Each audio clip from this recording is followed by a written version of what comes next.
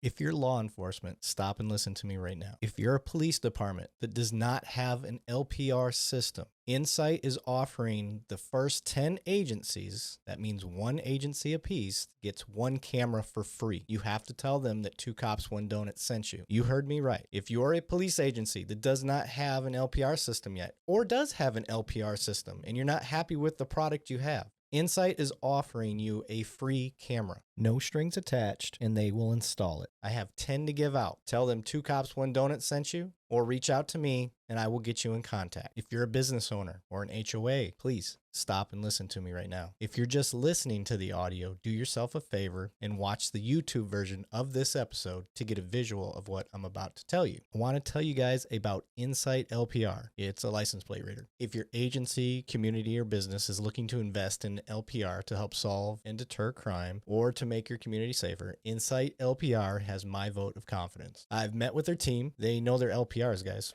They're the real deal. They bring over 75 years of collective experience to building LPR cameras and the software that supports communities across the country. The other thing I really like about this team is how much they listen to law enforcement. They understand the importance of working together with law enforcement and getting their input as they build and innovate products and their service to match the needs of law enforcement. In other words, when I complain or have suggestions to make their damn camera better, they actually do it. The Insight LPR team is extremely passionate and takes pride in their product development, which makes their cameras some of the most durable cameras in the market. For the gear nerds out there, what that means is this stuff's made of military grade aluminum and is nitrogen purged, whatever that means. This design makes the cameras rugged and able to withstand harsh weather elements. Here's the big selling point for me. Their nighttime scan accuracy is higher than most of the leading competitors. In my opinion, this is what sets them apart. As we know, the majority of crimes occur at night, so it's critical to have high scan accuracy at night. Insight's cameras check the box with the nighttime plate read accuracy greater than 96%. 96%, guys. That's pretty freaking high. If your community is looking to invest in LPR technology, reach out to one of their experts today, or reach out to me. Tell them Two Cops, One Donut sent you. Coming up next on Two Cops, One Donut. So we go into this building, his building, and before we go in, he's got two soldiers on the left and on the right. And I see that two of them are armed. I could see the guns in their waistbands. So right away, I'm like, this is not good, but I'm already committed. I got to do it. Brings me into the hallway, and the apartment that he's dealing out of was the first on the first floor. It's the first one right before you get up to the stairwell. And there was two guys sitting on the stairwell.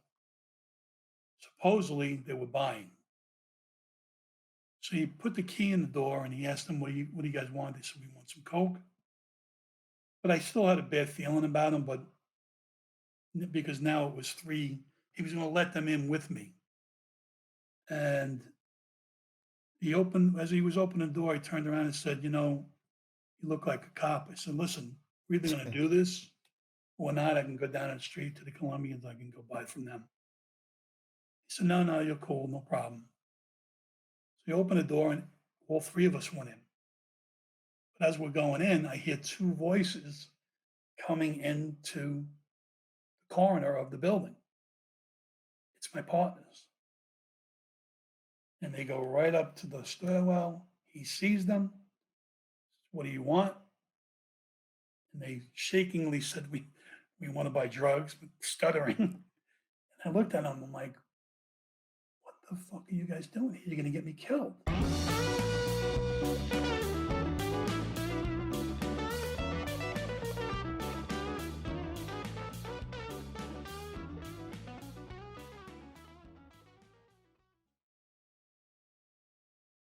All right, welcome back to Cops One Donut. I'm your host, Eric Levine.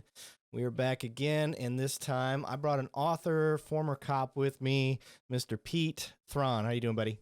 How you doing, Eric? Thanks for having me on the show. Not a problem. So just for those listening, if you're wondering what this episode's going to be about, because my episodes tend to run a little long, Pete. I don't know if you know that. Generally, an hour and a half, 2 hours, sometimes 4 hours, just depends on how good the conversation's going, all of that. But this episode is going to be a whole lot. So we've got possible corruption. We've got law enforcement, and we've got New York City. So I like putting that out there because when we think of cops, like TV and stuff like that, it's always either NYPD or LAPD, and that's about it.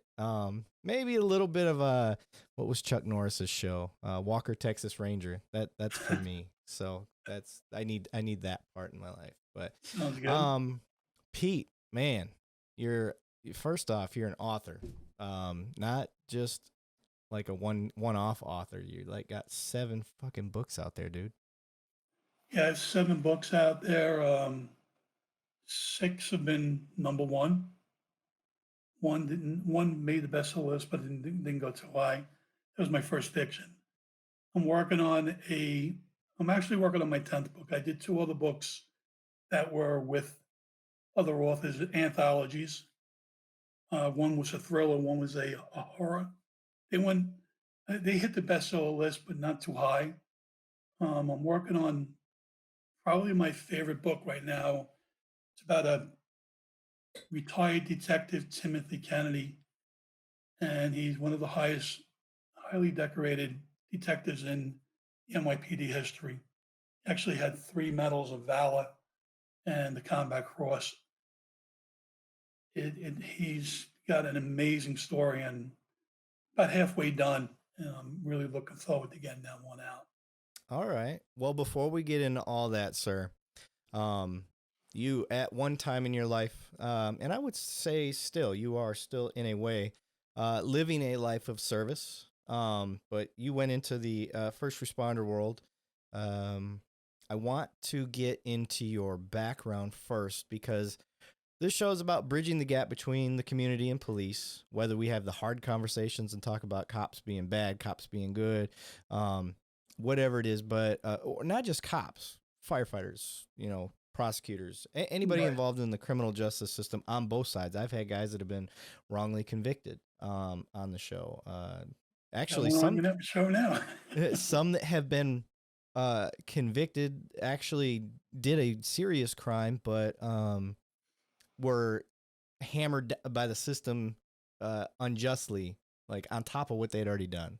So it's all encompassing. And what I like to do before we get into people's stories is try to show people, give people a path of how you got into a first responder lifestyle, because there's always a story. There's something behind it. One of my best friends from the academy, his roommate was trying out for the PD, so he's like, "Well, I won't let you do it alone." And now he loves being a cop. So Wow.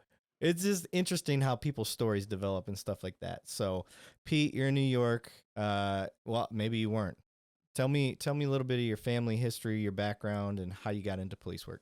I grew up on the island, Long Island.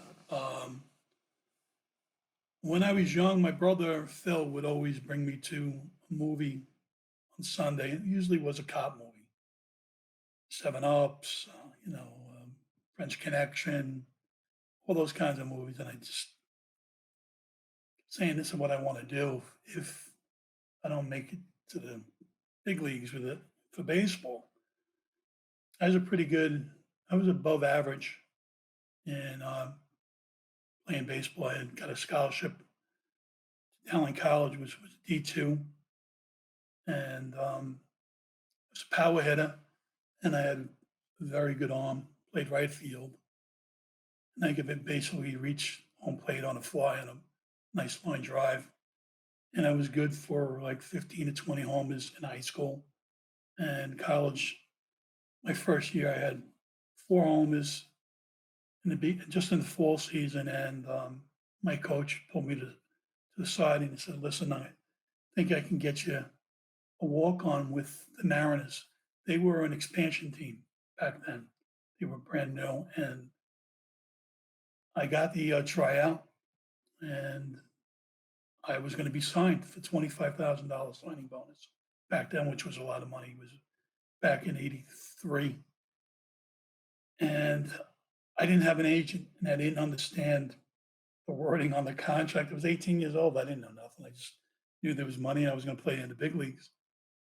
So I called my coach up and he said, put the manager on and I'll speak to him. And I'll be your man. I'll be your agent, but you need to come back, and I'll come back with you after the tournament. We were in my team was in this tournament called the Knickerbocker tournament on Long Island, and I flew back.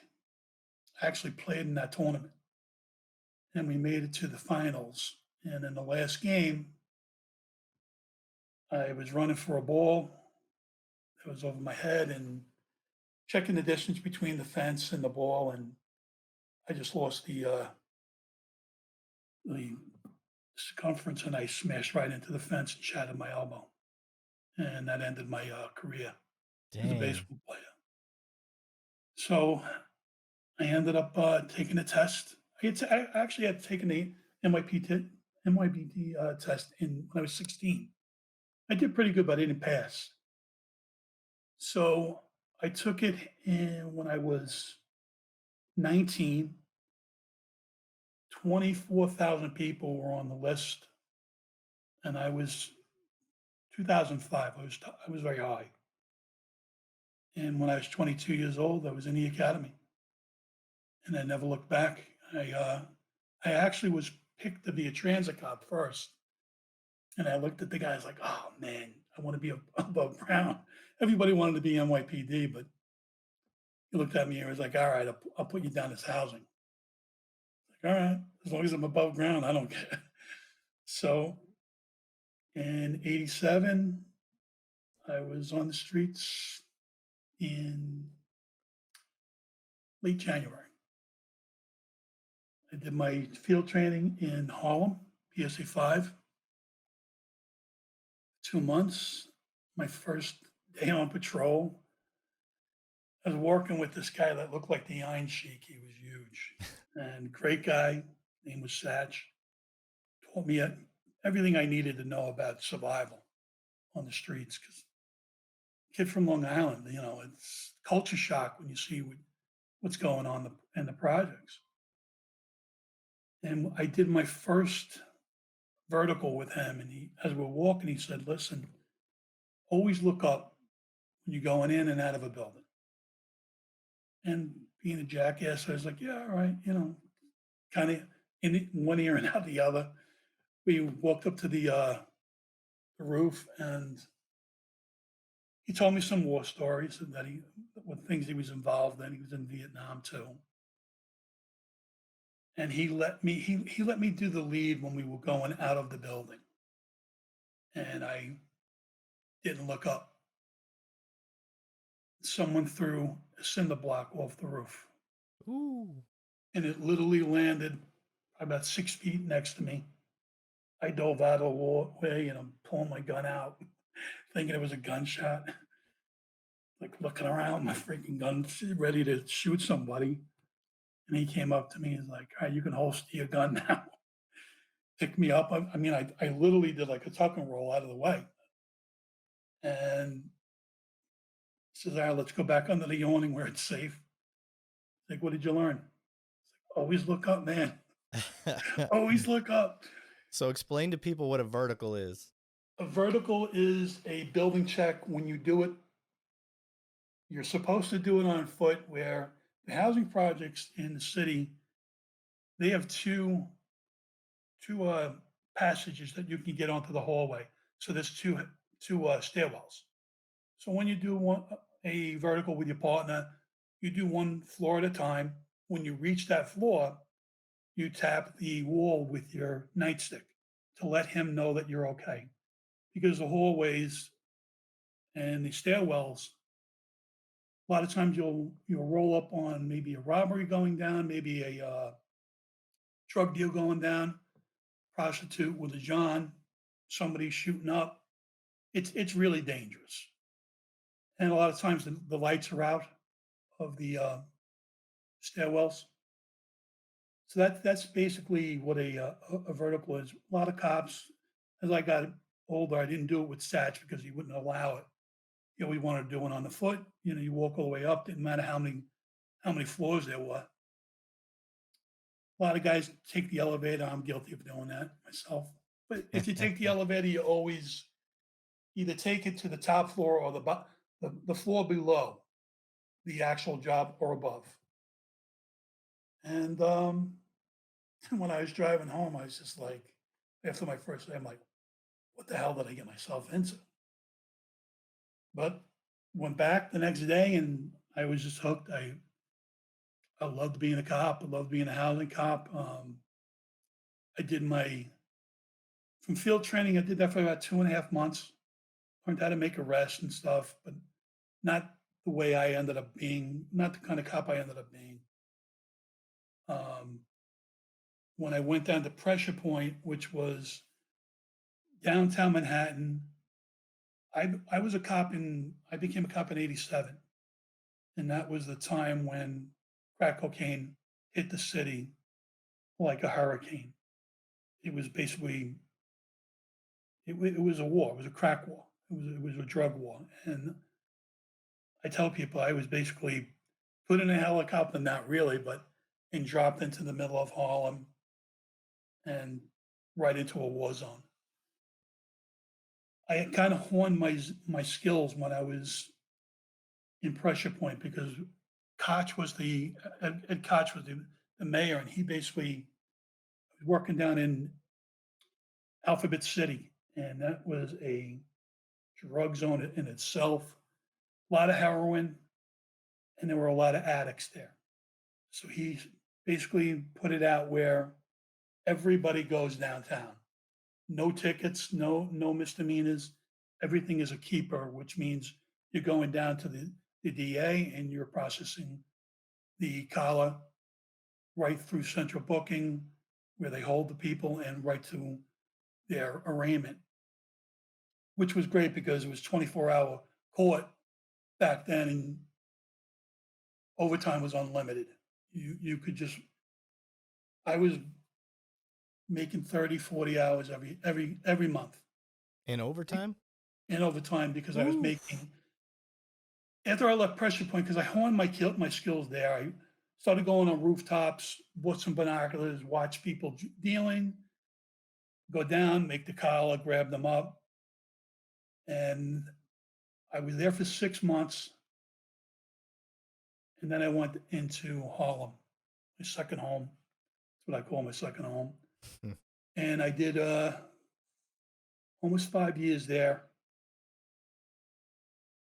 Every month I was making anywhere between 15 to 20 collars. And I was usually in the top three in the command every year for arrest. Sometimes I would lead it. Now, was that something that they pressured y'all to do? Were numbers a big thing back in the day? It was with NYPD, not with arrest.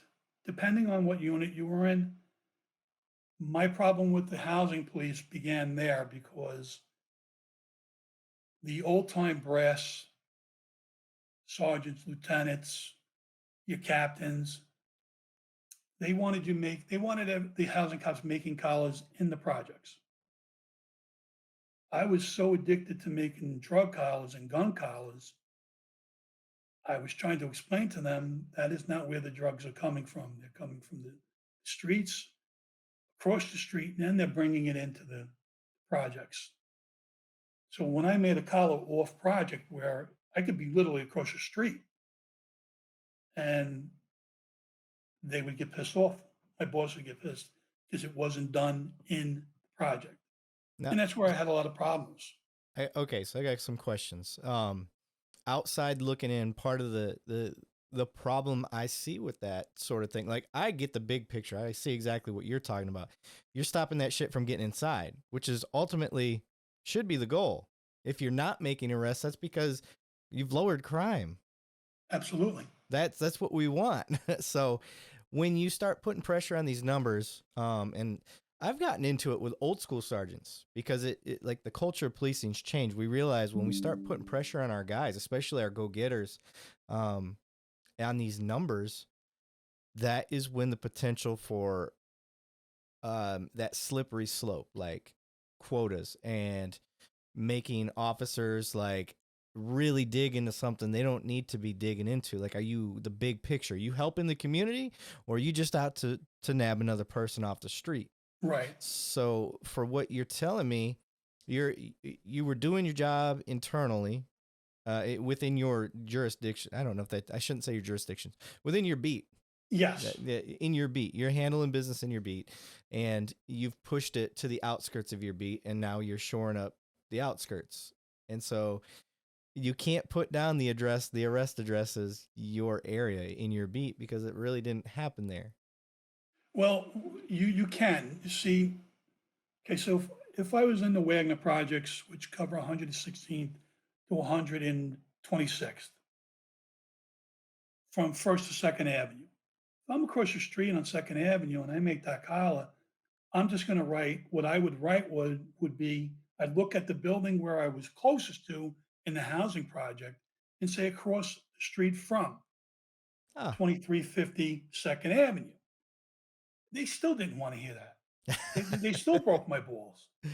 And I wasn't doing the numbers for the quota. My biggest goal when I was a cop was to become a detective. That was my biggest goal. That's all I cared about. I wanted my gold shield. And in the end run, I wanted to be in major case or in homicide. But as I started making collars, I really loved narcotics. Not doing them, but making them, I making was the gonna, collars. you caught me. I was gonna get you. I knew you were I was gonna. gonna, I was gonna be like, oh, that's probably why you're not a cop anymore. and I loved taking guns off the street. Hell yeah, that's my favorite. I mean, and when you the blood, I was an action junkie. I loved action, and that, if I saw a guy with a bulge and he was leaning to one side, he was going against the wall. Back then, I used to Yeah. take out in PD. They have a stop, question, and frisk report. We used to have field reports, and you can basically fill the field report out for mostly anything unless it was an arrest. So you did it for the stop and question. I used to take out 40 a night. I pulled my gun out 30 times a night because 95% of the jobs were violent felonies. If you do that now on the job, they're either going to kick you off or they're going to psych you out. It was just a way of survival. Yeah. It, Policing was way different back then. I mean, yeah, I talked to because my dad retired. He did 30 years, and he tells me about the late 80s, early 90s policing. And I hear the stories, and I'm just like, geez, man, you guys were, it's in Texas. So I'm like, you guys were cowboys, man. You were on your yeah, own and handling the worst of the worst. And, you know, if you got into a little knockdown drag out, once the cuffs were on, you dust them off, pick them up, make sure they're good, and everybody had like this mutual respect, and they were okay with it because they didn't see it, the public. yeah, But exactly. but now we see everything, and if you're not accustomed to violence, like they wanted us to shift the way we do the job, and now I think we're getting better. Cops are always good at figuring out a new way to do things when the laws and the rules change. But we're in an area right now where the violence is starting to peak up, and the public's shifting Yes. what they want us to do. Because I think the whole hands-off approach thing is starting to hit its plateau, and I think they're wanting to go tough on crime again. But because a lot of the people that are changing their minds are probably in some way or another, they've been affected by something. Oh, absolutely. Maybe their house had been broken into. Maybe they were assaulted or robbed. You cannot let people run wild in the streets. It creates anarchy. And I mean, listen, I'm not saying that people should be tuned up for no reason, but I'll tell you right now, if I felt that somebody was going to try to swing on me, it wasn't going to happen. I let that happen once when I had a perp against the wall. I was telling you earlier, and I got pistol whipped with a 45 automatic, and it literally ripped my nose off my face. I thought I was shot. It was like 10 degrees out. It was on January 10th, and it was so loud that we thought I was shot. My partner and I thought I got shot. I dropped to a knee. Stupid me saying hey, that guy didn't knock me out even though he shot me. So stupid. And but I was so out of it. My partner got into a chase with him. They got into a shooting with him. They were exchanging shots as they were chasing, as he was chasing him, and I couldn't transmit because he was in a pursuit, a foot pursuit. So I had to like kind of wait in between. And as I'm waiting, my heart is beating and I'm seeing blood squirt out of my face. Oh no. Oh yeah, I mean, my nose was literally hanging on my cheek. And luckily I gave my wrong location. I said it was on 125th. It was on 132nd in Park. So I was saying a total different place. And I just happened to be found by a car that was responding to the shooting that worked on my command. And it was, I remember a woman cop came right up to me. I was friends with her.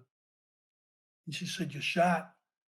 And I said, "I know." And my heart beat and it just sprayed her face Oh no. with blood. And I remember seeing blood go in her eyeball. And I said, "I'm so sorry. I don't." And back then, what was the big thing? AIDS. AIDS. Yeah, back I then. said, "Listen, I don't have AIDS. I'm not, we get checked." And she's like, "I don't care. Don't worry. I know you don't."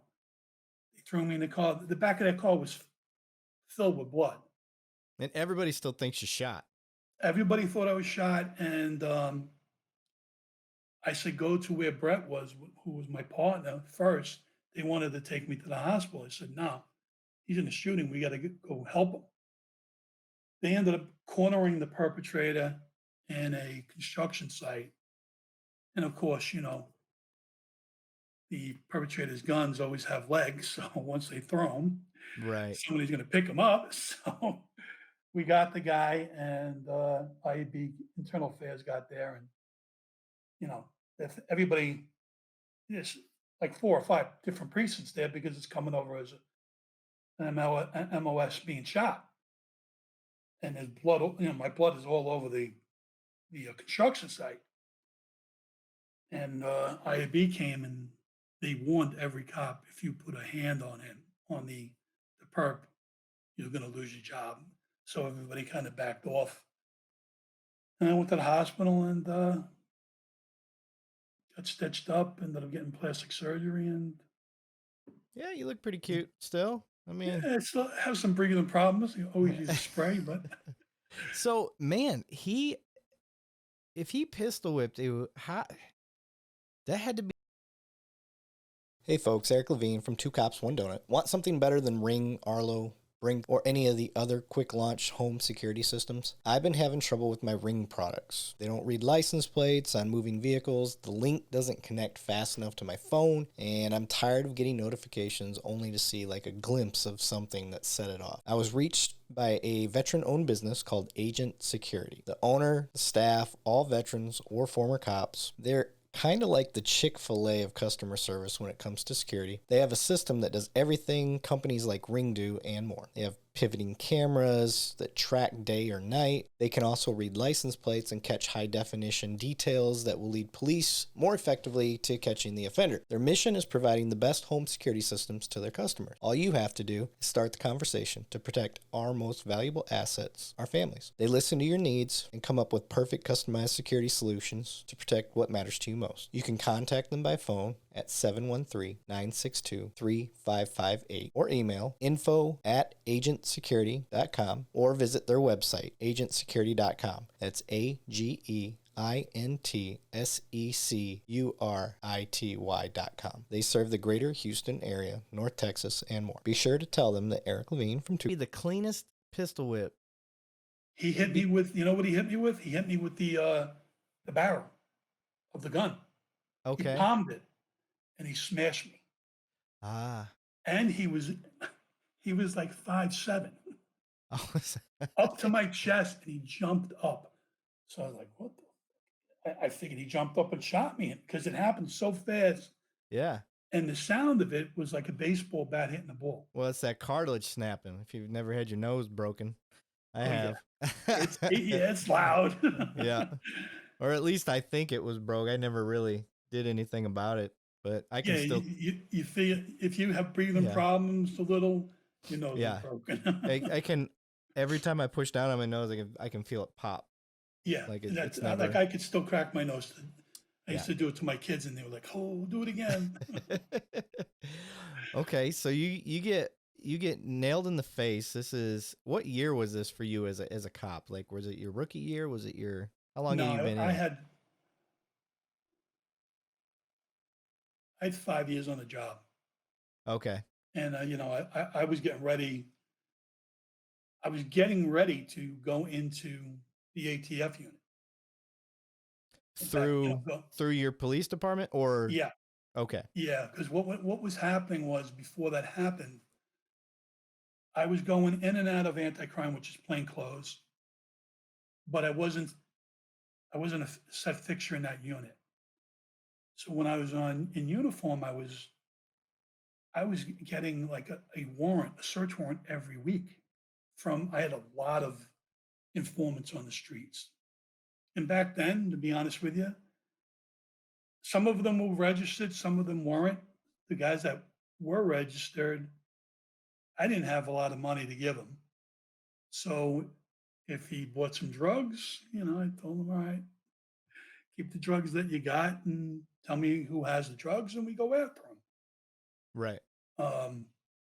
At that point, I was making so many warrants and I never had a bad warrant. They were always good for my search warrants. That I would always go to this one judge. He was an arraignment judge down in Center Street. I became very good friends with him and name and name basis, first name. He trusted me so much on my warrants that I no longer had to bring my informants down to him to meet him. He'd ask me, "What do you got today?" I got this, this, and this. He'd say it has a CI, very good. I'd be out of his chambers in 15 minutes. And what happened was, because I was still in uniform, there was a unit that was called PSU. They were just becoming the narcotics unit. And the commanding officer was a captain that hated me. He just, he would say, I know you're doing something dirty to make these collars. I don't like wild men. You're a cowboy. I don't like that shit. And I had to my whole thing was I was trying to get into his unit. The commands have their own anti-crime unit, but that was the big unit, the citywide unit. And he told me one night, I had just gotten into my first shooting. And he says, this is like a week after, he's like, you think you cannot shoot anybody tonight? I'm like, yeah, sure. He's like, It's so tomorrow you're going to be coming into the unit for the week, not permanently. Just don't shoot anybody. And sure enough, that was the night I had my nose ripped off my face, got into a shooting. And it was just, he came out and he's like, sorry this happened, but I told you not to get into a shooting. I was like, I well, I had didn't one shoot rule. anyone. So I ended up, I stayed out for about 2 months and then ATF was working on my collar that I brought in a few months earlier. And they called the chief of my department and said, listen, we want Thron to come down here. We're ready to bring him on the team. And he basically said no. His name was Chief Keeney because of the captain from the narcotics unit. He wanted one of his guys to go down. And the U.S. attorney, he loved me. He actually threatened the chief. He said, if Thron is in this unit on Monday, you will be getting subpoenaed to come down to court. And the chief got pissed off. He said, okay, no, you can have him. But from then on there, I was just public enemy number one. Yeah. Because he actually thought I told, which was ridiculous. I'm a cop. I'm a street cop. I don't have the power to tell a U.S. attorney, tell the chief to do this. Right. We just don't have that power. And he just took it personal. And I mean, even that case that I did with the ATF, it lasted about 2 years. It led into other cases, and we ended up arresting and convicting 30 people. Three of them got life in prison. And once that case was over, he immediately called down and said, I want Thron back up in the command. And a few of the agents said, why don't you just apply to be an agent? We can get you in. I should have listened to them, but I didn't. I wanted my gold shield. Didn't really, I don't know what was wrong with me because being an ATF agent was much better than being a detective and you make more money. But I wanted that shield. It was like a quest for me. And I went back up. I went to anti-crime in plain clothes. By then I was so, it's funny that you said your father was like a cowboy. The ATF agents in the unit that I worked in, which was HIDA, they were considered cowboys. They were just wild men. We would we would execute warrants once a day. Every day I was going through a door if I wasn't making a buy for crack or guns. And I had no supervision because there were no bosses from my job over there. The agents were my supervisors. So I was killing. I probably made in the 2 years I was down there 500 hours each year overtime, and I became a cowboy with no fear. And when you go back to your regular job, cowboys don't really mix in that Right. way. So, but I still had that in my blood. Still had going through doors. Still had making drug buys and gun buys, and I went back to just like regular grabbing guys for 20 vials or something like that. And I was used to buying 1,000 vials. You know what I mean? It was a little culture shock again for me, and that's when my problems began. Yeah. Going back to regular old patrol, Going back to patrol in plain clothes, plain clothes. Yeah. uh, by then I had over 700 arrests. I had over 1,000 assists. I had 100 commendations and medals. And the thing that bothered me when I was on patrol, going back to patrol, was I was in two shootings, and each of them should have gotten the Combat Cross, which is the second highest medal that you can get. And each time I got snubbed, where they dropped the commendation down to two medals below that, and I started getting pissed. I was really getting pissed at the bosses and the brass for sliding me that way, and they were handcuffing me with the way I did my job. They were on me constantly, following me just to see if I was doing things dirty. And then, they caught me a few times off project making collars. Right away, they would bring me in. Sometimes I would put myself in the project, and they were like, no, you weren't. We watched you. I was like, okay, that'd be 5 days. I never had a year where I had a full vacation. I always lost days, always Jeez. lost days. But I made up for it with the overtime. And at one point they said, okay, you can't take any more cash in overtime. You have to take it all in your time. So I wasn't making extra money. So I was accumulating days that way. And I accumulated the days because I knew sooner or later each year I was going to lose them. Right. So I'm thinking, all right, well, take the days that you took, you take it from me. And one night I couldn't catch a collar. I had to watch my daughter. She was, about 1 year old, and My partner couldn't catch, but a girl cop in the unit wanted a collar, and my boss said, you know, you want to be the lead?" I said, "I'll take the lead on it, and I'll be the undercover." Housing didn't have undercovers back then. They did, but not in anti-crime.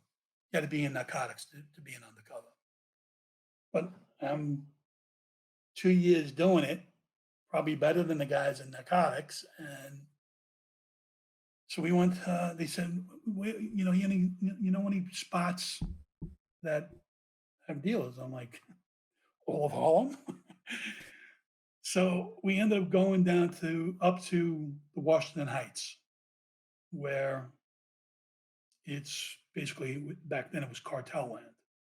Each block had a faction from the Colombian cartel, Salamanians, Dominican, you name it, different cartels. It was just insane. Wasn't the actual ones, it was factions that were working for them. And had a lot of drugs there, kilos and kilos of coke, heroin. So I said, "Yeah, we can go to 164th. Maybe we can get a gun off of somebody or a soldier or in front of the buildings, or I'll make a buy." So I was explaining to them, I had a black leather jacket on, army jacket with hat, long hair, Fu Man, and I told my partner and the girl, I said, "Listen, do me one favor. You have to ghost me." And they didn't understand what ghosting was. I said, "You got to stay a block away from me. If you come up onto the set where I am, you're going to get me killed because they're going to know something's not right." I said, "Okay, okay, okay." So I went into the bodega, bought a beer, emptied it, put a little liquor on my breath, put a brown bag, put it in there, walked down 164th between St. Nick and Amsterdam, I believe. And I got right to the corner. Two people were asking me what I wanted, but I knew a spot where they were dealing it big weight. And I went to this corner building, and the guy came up to me and says, "What do you want?" I said, "What do you got?" So I got snow, China White. I said, "I'll take snow," which is cocaine. So the apartments on that street, they're railroad apartments. You know what railroad apartments are? No. They're all the rooms are on the left hand side, just straight hallway. The kitchen's on the right side, and in the back is the living room. The back of the room actually looks out to the street, and it has a fire escape there in case of fire. So we go into his building, and before we go in, he's got two soldiers on the left and on the right, and I see that two of them are armed. I could see the guns in their waistbands. So right away, I'm like, "This is not good," but I'm already committed. I got to do it. Brings me into the hallway, and the apartment that he's dealing out of was the first on the first floor. The first one right before you get up to the stairwell. And there was two guys sitting on the stairwell. Supposedly they were buying. So he put the key in the door and he asked them, what do you guys want?" They said, "We want some coke." But I still had a bad feeling about him, but because now it was three, he was going to let them in with me. And as he was opening the door, he turned around and said, "You know, you look like a cop." I said, "Listen, we're either going to do this or not. I can go down the street to the Colombians. I can go buy from them." He said, "No, no, you're cool. No problem." So he opened the door and all three of us went in.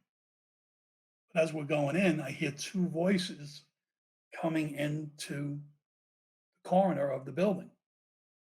It's my partners. And they go right up to the stairwell. He sees them, What do you want? And they shakingly said, we want to buy drugs, but stuttering. And I looked at them. I'm like, what the fuck are you guys doing here? You're going to get me killed. So everybody goes in. Now I have 5 people in the apartment, including myself, that I have to worry about. Got to worry about keeping my partners protected because they have no idea what they're doing. And I got to worry about the 2 mopes that supposedly buying and the dealer. So he called me in to the kitchen. And in the kitchen on the floor, there was the big spindle that the telephone trucks have. They have all the wire on them. Yeah, people use them as tables and Yes. yeah. So he sits at that table, at that thing he called table.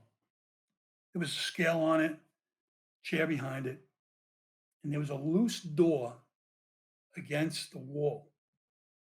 It had like a little sill, and he reached behind it. And for a second, I thought he was grabbing a gun, so I kind of put my hand behind my back. I have no vest on and no radio because I'm the undercover. And he pulls out a bag of coke and he's like, "What do you want?" I said, "All right, give me an 8 ball." He weighs it on the scale, and I pull my shield out under my jacket, and I slam the table into him and wedge him against the wall. And I pull my gun out. I'm like, "You're under arrest." I'm a police officer. My partners, they're like stunned. They don't know what to do. I'm like, "Pull your shields out, identify yourself as cops, and contain these 2 guys." The dealer is screaming that we're doing a rip on him in Spanish. I don't understand Spanish. So I tell the girl that's going to take the guy, I said, "Cuff him up and explain to him that we're police officers." And he's still screaming really, really loud. So I grab one of the dealers, bring him in the back to question him. Back, I mean the living room that leads to the back, which is in the front of the building. The windows are open, and his soldiers are right below us, and they can hear him screaming. So I'm like, "What are you doing here?" And the guy says, "I'm only here buying. I'm from Dover, Jersey, which is probably about an hour and 15, hour and a half away from New York." I said, "All right, you know what? Today's your lucky day. I'm letting you go. Go through the fire escape. Can't bring you through the front." After I let him go, I hear banging on the front door. And I'm watching the door move. And I can hear there's 4 guys in the hallway, and they're screaming in Spanish. And the dealer's yelling out, "They're doing a rip on me. They're trying to get the door open." So I tell my partner, "Get your gun out. If they come through, shoot. They're not here to say hello to us. They're going to kill us." Yeah, I don't know if you know much about. You probably know a little about the cartels. They're A bad, and little we bit. get caught. They're gonna they're gonna torture us. They're gonna kill us and torture us. So I grab the second guy. I can't go through the front door now because they're standing there. I grab him. He's got a bulge in his pocket, which I thought was a gun. I have him at gunpoint. I go, "Empty your pockets now." He throws out a gravity knife and a water cache. I tell him, "What are you doing here?" He goes, we're buying drugs." I said, "Listen, you know any other spots?" I don't know what I was thinking, but I'm thinking, all right, maybe I'll make a call tomorrow, but I want another spot. He's like, "No, no." I said, "Okay, grab your shit and get the hell out of here." I grabbed the knife. Now the door is just totally, it's going to go. He bolts out the window. He doesn't take his money. I pick the money up. I put it in my vest. I tell my partners, "All right, listen, I got found property. We'll put it down as found property. If he comes back to the command, he can claim it. Keep it open. Keep the voucher open." Just as I'm telling him that, I hear 3 shots go off, 2 or 3 shots go off. and it's right under my feet. And I know what happened. One of those guys got shot. They mistaken them for us. They thought we were trying to escape. So one of the soldiers shot him. So I'm like, pick this guy up, put him in front of us, use him as a shield.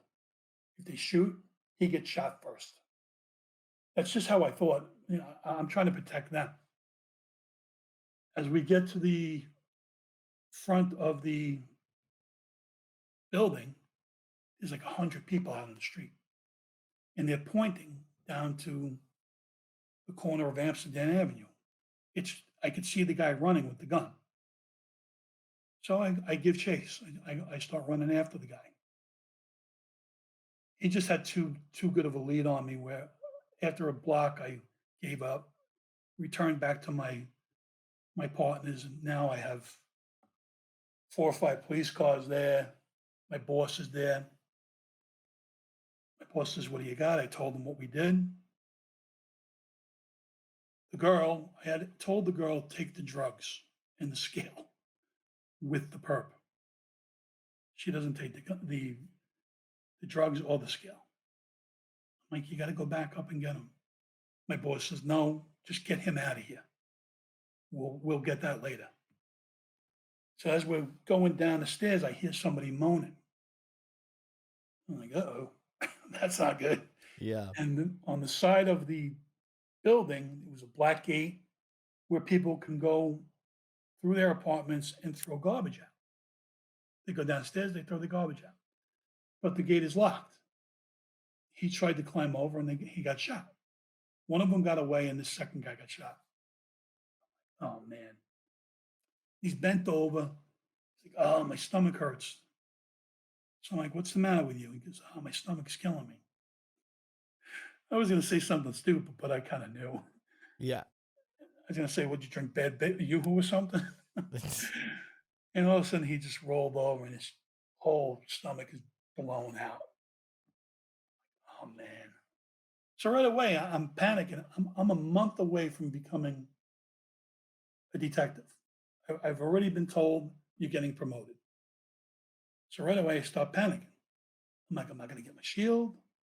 I'm going to get blamed for this guy getting shot. Are we doing him a favor, letting him go? And you can let the guy go. I was able to let those 2 guys go because they were committing a misdemeanor, which is they were loitering for drugs. So I had the authority to let them go. If it was a violent crime, I would have had to take them in. So I used my discretion and bad discretion, but I let them go. My boss asked me, is this related? I panic, tell him no, I'm related. That was my first mistake. We get the guy back to the command. I put the $1,700 on the counter, tell the boss, and it was on the boss that was on the desk. He hated me because I was a wild man, and tell him this is found property. It's not from him, but it's going to be part of the arrest. We'll put it down as found property. He said, well, who's taking the collar? You are, right? I said, no, I'm not. Sharon is. And she was in their society. It was a Hispanic society together. And he said, well, why is she taking the collar? He was trying to protect her. I said, because it was her turn to catch. I can't take the collar today. He said, all right, well, you got to help her. I said, no problem. I'll print the guy and I'll help her with the paperwork. She's panicking. I don't want the collar. You guys got to take. We're like, no, you just told the boss you're taking the collar an hour ago. I'll help you with the paperwork. You write the story. I can't write the story for you. And I'll do the vouchering and I'll print the guy. I'll do everything. So the only thing that she did was the vouchering. But I didn't hear that the lieutenant had called her over. And he had told her, because I originally had marked the voucher, but he had told her to pick it up. And he made it arrest evidence, which became a problem because now the guy that it came off of can't claim that money back. It's part of the case. So I get called into his office about an hour later. He says, listen, IAB's coming here.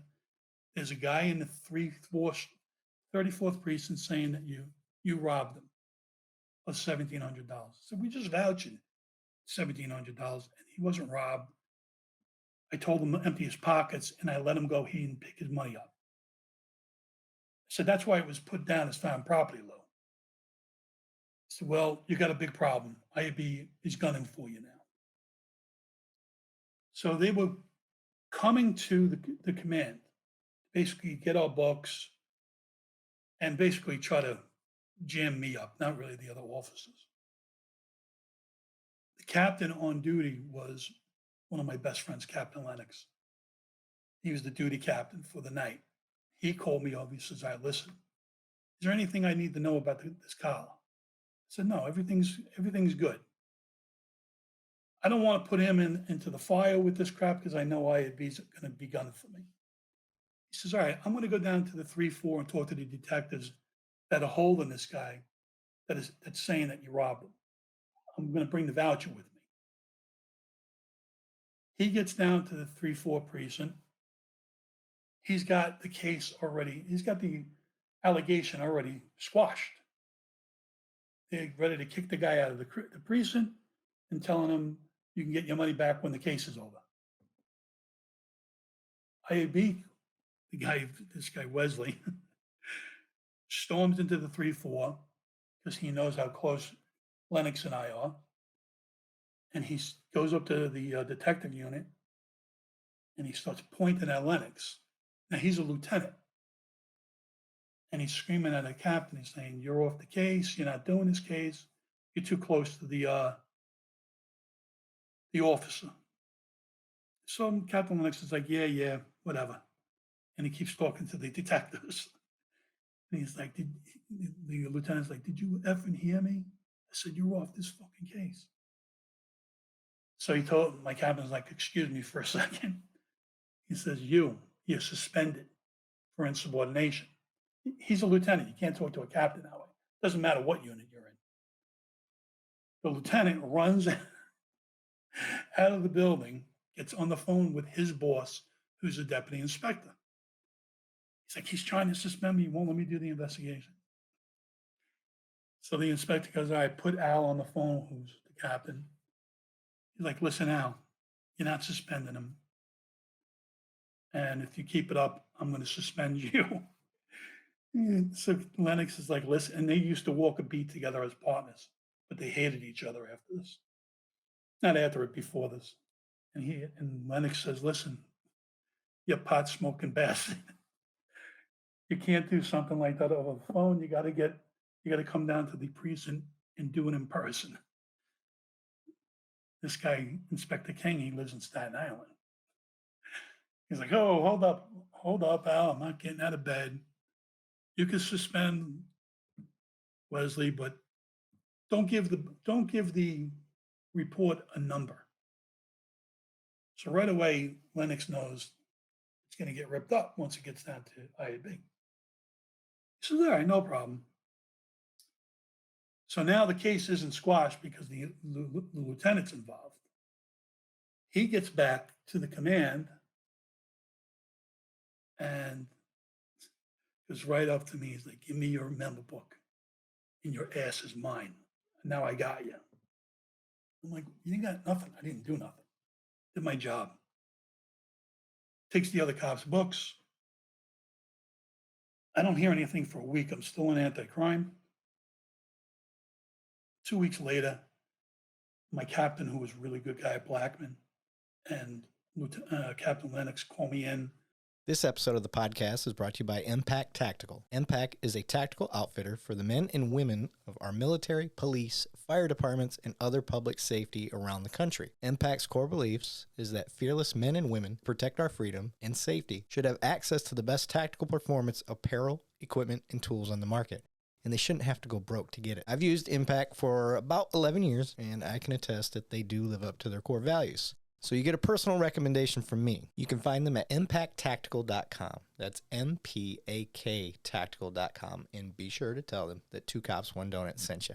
Upstairs into his office and said, "Listen, We got to take you out of anti-crime, put you back on patrol, and you're not going to get your shield.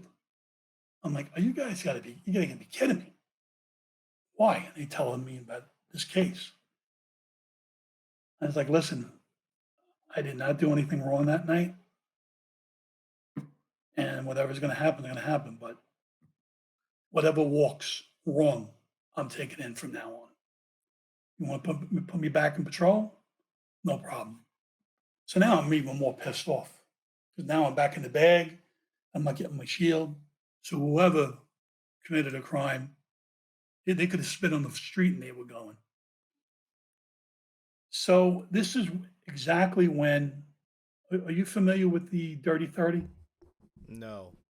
And the Dirty 30 were this happened in the 30th precinct, my case, on one of their streets. 30 were 32 cops from the 30th precinct that they were dirty. They were stealing, robbing drug dealers, working for drug dealers. They were bad.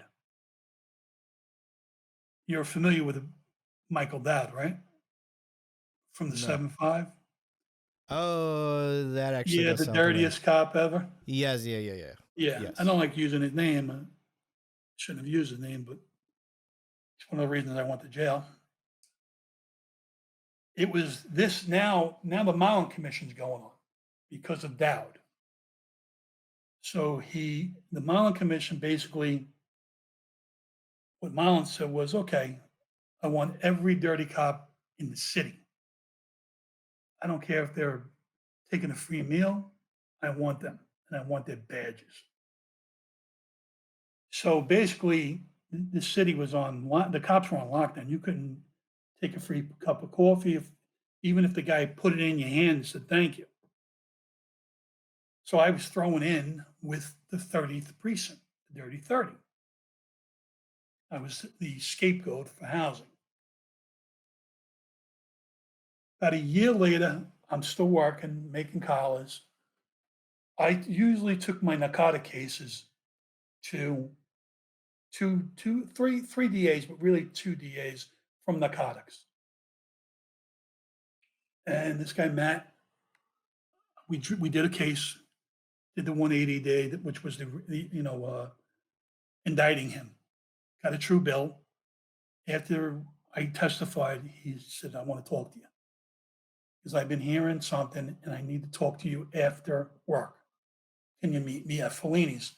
Fellini's was a restaurant in Manhattan, right beyond the courts, where all cops, DAs, and correction officers hung out. I said, "Yeah, I'll meet you. I'll bang out for the rest of the tour, and I'll bang out for tomorrow, which means you take the day off." So I got there a little early, had a shot, waiting for him. Comes in, he goes, "Let's get dinner." I said, "Okay, this isn't good." And I already had known, I had that gut feeling it was going to be this case.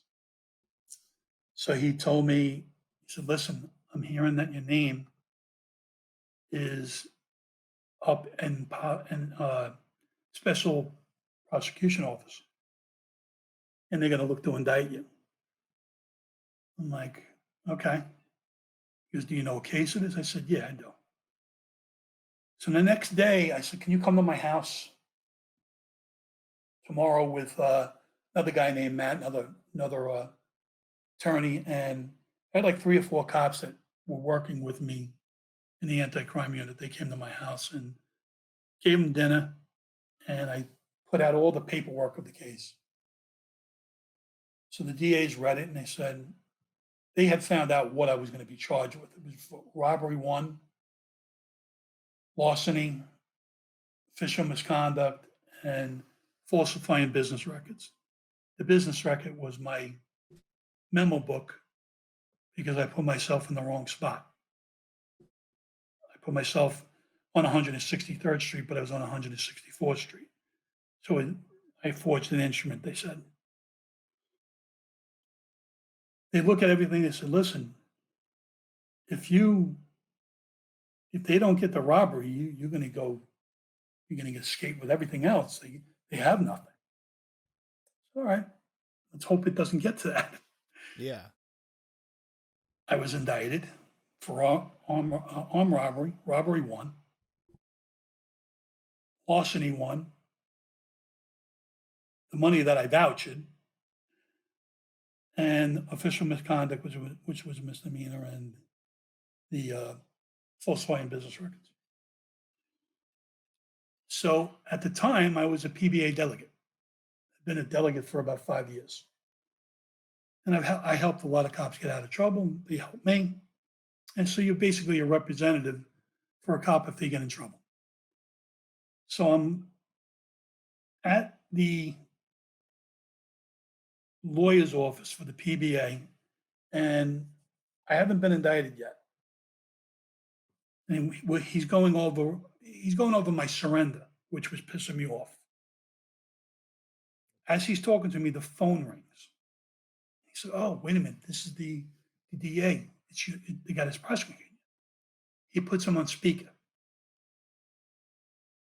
And the guy opens up the conversation by saying, "Listen, I just want to let you know that if the dirty 30 didn't happen, your guy would have never been looked at. It would have been handled within the department." So right there, I'm going, what the hell? And I'm fuming in his office.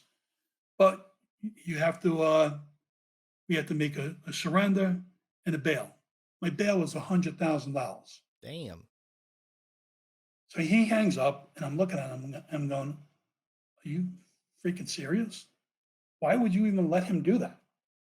You heard him say that this case shouldn't even been prosecuted. I'm a scapegoat because of the 30th precinct. So this is, open and shut. Well, listen, we made the deal, so you have to put up collateral and $10,000 cash. So I ended up having to put up my house and my mother's house. It's collateral and the 10,000. Now I have to go to get indicted. I'm standing in the courtroom, with the judge that I'm good friends with. He sees me, he goes, "Hey Pete, what kind of warrant do you have today?" And I didn't even get a chance to say it. I was like, I'm not getting a warrant. The DA flipped. "He's not here to draw up a warrant. He's the case in front of you." Now the judge is pissed because he knows me. He looks at it and he goes, $100,000 bail. I know this cop. We've done like 40 warrants. I'm not putting him out on $100,000 bail, but I already had signed the paperwork because I didn't. What they did was they tried to set me up where this is where the corruption begins within the actual department and the justice system. They tried to set me up where I couldn't get the bail done and I got arraigned on a Friday. So if you don't make bail, you're spending the next 3 days in the tombs and you're going to get hurt bad. The tombs are where everybody's awaiting arraignment. So you're bound to run into somebody that you're locked up because it's like a revolving door over there. So the lawyer says, the DA says, "No, he already signed paperwork." Because so the judge said again, he said, "I want him ROR'd, which is released on his own recognizance." He says, "No, it's too late. He already signed the paperwork. He signed the bail package." Judge is pissed. He says, "Fine, I'll be keeping this case." And he's just an arraignment judge. So the DA runs back to the ADA, runs to the DA, says, "Listen, Judge so-and-so, I don't want to say his name, wants to keep this case. He's very close to the officer." They say, "No way." They give it to another judge, Judge Andreas. I don't mind saying his name. And he does the hearings. And this judge was getting ready to be bumped up to the Court of Appeals. So he ruled against me on the MAP hearing, the Wade hearing and the Huntley hearing. So that's basically cementing the state's case against me. Now that the 30th precinct is becoming full tilt and it's in the papers all the time, along with the Mallet Commission, I said I'm not playing out.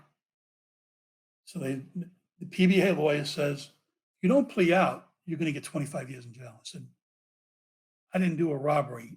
I want my shield and I want my job back. I'm not playing out. I'm taking it to trial. So they say, well, we can't represent you. So the PBA washes their hands of me. Another step on the ladder of corruption.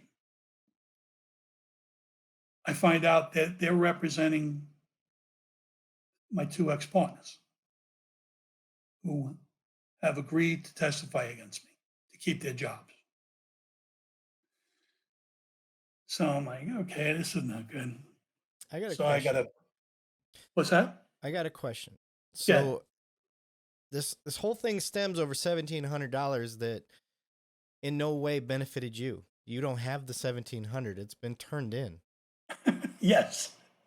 Okay, I'm not the best detective in the world, but what the fuck is that benefiting you? Why would you rob somebody of $1,700 if you don't get to keep it?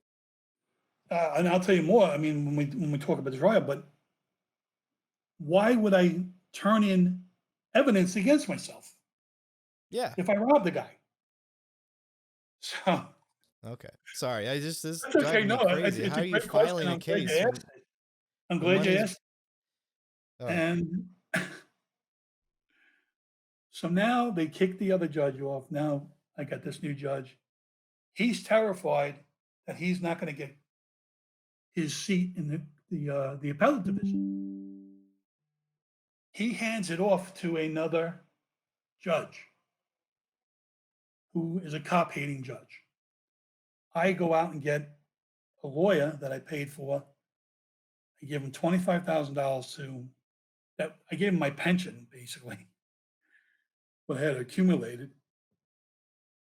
And he reads the case. He goes, listen, you're going to get your job back. I'm going to, this is bullshit. You're being railroaded. Okay, great. Now I got a guy that's fighting for me. Great guy, too. The judge that did the hearings, he doesn't want a problem, so he recuses himself and gives it off to another judge. My lawyer tells me this guy hates cops, Pete. I'm like, whatever. I'm not playing out. There's no way I'm playing out, because if I play out, the judge hates cops as it is. He's going to give me 25 years. I'll die in jail. My kids are young. I have just two young kids, and not one on the way yet. But so the judge doesn't know that I know about the wheel system. The wheel system is when the DAs get a case and the judges get a case. The case is thrown into a wheel. It's like a raffle. And then they pull out the judge's name who gets the case. They never did that. They did it on the first one, but not on the second one. My name should have went back in. But the judge just said, okay, I'll give it to Judge Atlas. I don't want anything to do with this. He hates cops. He's going to hammer the guy. But a year passes, and now I got to go to trial. And first day, my lawyer rips apart the dealer. The guy lived that got shot, but he didn't testify. The guy that said I robbed him, he testified, and my lawyer tore him apart. And he basically admitted that he perjured himself. So my lawyer says, Judge, you got to throw the case out. The guy just admitted that he committed perjury in the indictment, the formal indictment. No, you picked a jury. You didn't want to go through with a judge hearing, which that would have killed me. Of course, I wanted to get judged by my peers. I'm letting his testimony stand. That's the first part of his corruption. Then the cops get on, the girl cop. She takes a stand. She admits she perjured herself. Outright admits it. My lawyer stands up, says, "Can I have a sidebar?" They get a sidebar. And, Judge, you got to, I can hear them. You got to throw this out. This is the second person that perjured himself. The guy's innocent. Nope. Keep him. Her testimony stands. Now my partner takes the stand. And my original partner. And he says, "I plead the fifth." I don't remember. I don't recall all that crap. Yeah. So now it's a Friday. And the DA is fuming at the ex-partner. And then behind me there's about 60 cops in the courtroom. They're surrounded my mother, my brother, and my ex-wife. They're like basically guardian angels for the archangel, I call them. And they just nodded. They're like, "This is ridiculous." The two DAs that had helped me, they were with my family. The DA that was prosecuting me turned around and he waved at them, and they were like, "Yeah, right. Fuck you. You're trying to screw our friend." Lunch comes. The DAs get back to their office with letters on their desk saying, "If you go to this trial again, you're going to be disbarred." Swear to God. So they showed me the letter. They called me later on the night and they said, "We can't even show up as support. We're being threatened to lose our license and disbarred." I said, "Okay, I don't want that to happen." So my lawyer says to the judge in the afternoon, "Listen, he's an uncooperative witness. Give me a chance to question him." The judge says, "Nope, we're gonna call it a day and we'll resume on Monday." He calls the DA over to his bench, not my lawyer, said something to him. This is what I heard, and I swear, he's like, "Do I have to help you with your prosecution?" What? What the fuck did he just say? He said, straighten your witness out." And I'm like, "What the fuck, man?" So Monday comes, I'm feeling good. The guy asking the same questions. He goes, "Oh, you know what? Over the weekend, I remember it all now. Officer Thron did this. He was the lead investigator. He told us to go there. He did the paperwork. He did this and that. I remember it all." So my lawyer obliterated him. He basically said, "On Friday, you didn't remember anything, and you were pleading the fifth. Is it a fact that you got threatened with your job? That's why you're on the stand?" "No." He says, "You're perjuring yourself." "No, no." Judge says, "Are you done with your question?" He says, "Yes." You can only go so far with the no's. Right. So I ended up taking a stand in my own case. I didn't call witnesses for one reason. I should have, but I didn't want to throw them into the fire with me. I wanted to protect them. I could have called the U.S. attorney that I work with. I could have called the ATF agent that I work with. Could have called Captain Lennox. I just didn't want to put these guys and their careers in jeopardy. You don't know. I didn't know who was trying to get promoted, who was going somewhere. I figured, let me do this on my own and see what happens. I took the stand. I was on the stand for 2 days, and I was on the elevator with my family. We're going to get something to eat the day before they deliberated. And the head juror was on the elevator with me, and she smiled and winked. So once she got off, my brother said, she's for you. She's not against you. So now the judge has to charge the jury with crimes that I've been committed of, that I've been accused of. He goes through the robbery, and we were pretty sure that I wasn't going to get convicted of the robbery. Not 100% sure, but we were pretty sure because there was just too much doubt.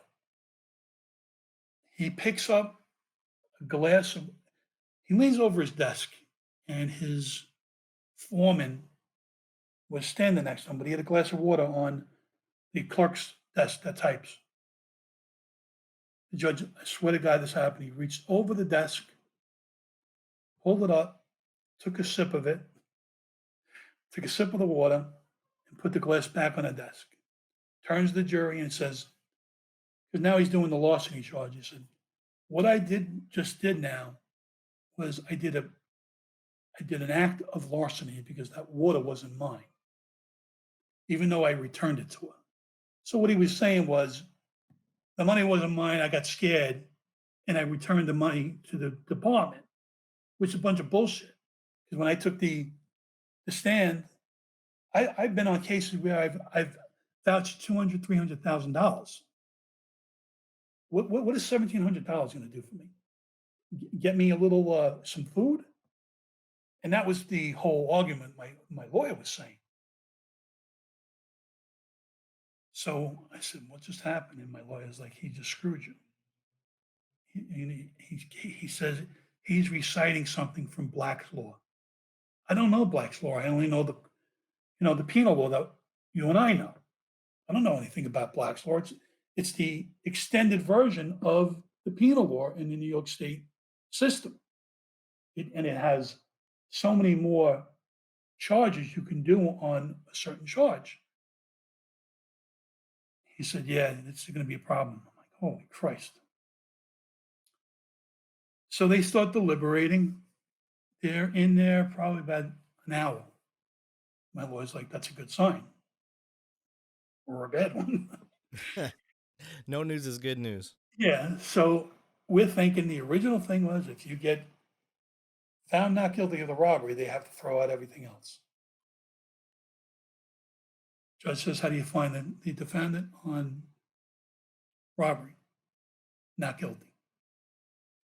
So my lawyer says, Judge, can you, because now he's thinking we won, can you please address, because he kept calling me Mr. Thron. Can you please address my client as Officer Thron? The judge freaked because he's not a fucking officer in here. He's Mr. Thron. He's the defendant. Okay, this is not good. They end up finding me guilty of the larceny, felony, nonviolent, official misconduct, nonviolent, misdemeanor, and falsifying business records, another misdemeanor, all nonviolent felonies. Well, 2 nonviolent felonies. I think the instrument, the forgery was a felony. It was the least amount in the nonviolent. So he slaps the gavel. He says, thank you to the jury. Mr. Thron, I'll see you back here in a month for sentencing. I'm like, all right. Now, what am I going to do? IAB's at the door. When I walk out, they said, you're officially fired from the job. Bring all your equipment to the headquarters tomorrow. So I end up bringing my stuff over there. The chief is out there, and he's like, now this is the same chief that loved me when I was making all these warrants and arrests. He says, you're a disgrace to the job. I said, yeah, okay. I said, well, at least I didn't get caught cheating on my wife. I'm not gonna let anybody talk to me like a piece of crap. Yeah. He got caught cheating on his wife, and his wife ended up throwing him out of the house like the month before. He's like, get out of the building. I said, no problem. And I'm thinking, okay, I'm going to bring it. I didn't think I was going to get jail time. I figured I was going to get probation and I'm going to fight it through the appellate division. I get a bunch of people to sign letters. Captain Lennox writes a big letter for me. Lieutenant Hawk, who's now a deputy chief, he wrote a letter, and a bunch of other cops. So before I show back up to get sentenced, my lawyer says, can I hand you these letters so you can read them? It's from the community and some cops and some bosses. He says, sure, we'll review it back in an hour. Go get something to eat. We get back and I'm looking at him. He's fucking fuming. I'm like, uh-oh, this isn't good. He read the captain and the lieutenant's letters. Captain, in the middle of his letter, wrote, Officer Thron was just trying to out macho the drug dealers on his corner. As of today, I'm effectively, I can't stay in purgatory with my silence. I'm effectively retiring because of this decision. Lieutenant Hawk's letter said to the judge, Officer Thron is the best collar cop I've ever encountered, and I feel that he's been convicted unjustly. The judge freaked out. He was like, okay, being that I read these letters, I sentence you to 1.5 to 4 years in prison. My lawyer's like, it's felonies. He goes, 2 years to, now it's 2 to 4. What the fuck? So what the fuck is going on? Tells the bailiffs to take me away. I said, can I just say goodbye to my family? I say goodbye to my family and they put me in cuffs. I'm put into Rikers. The next day, I was in a cell by myself. The next day, I so happened to be put into a dorm with 60 other inmates. And the officer, the correction officer was like, you're going to a dorm. I'm like, are you guys crazy? I'm going to get fucking killed out there. Now, I was in protective custody, but protective custody is not protective custody. If somebody wants to get you, they're going to get you. I mean, you're going to get me killed in there. I'm not going to make it through the night. It's like you can't show them that you're scared. We get up to the floor. I laugh now. I was fucking terrified. There's the bars, and there's 15 guys standing at the fucking front. And they're holding the newspaper that says, the front page, Judge slams police brass for backing cop thief. And it's got my picture standing in front of the courtroom. Fuck. Dang. One guy's like, your ass is mine in here. I'm like, he goes, you put me away. I'm looking at him like, I didn't put you away. What are you talking about? How old were you at the time? 20, 27, 28. So now I'm like, turned to the fucking correction. I said, you cannot fucking put me in there. You see this shit? And now my eyes are starting to water because I'm getting pissed. Not because I was crying.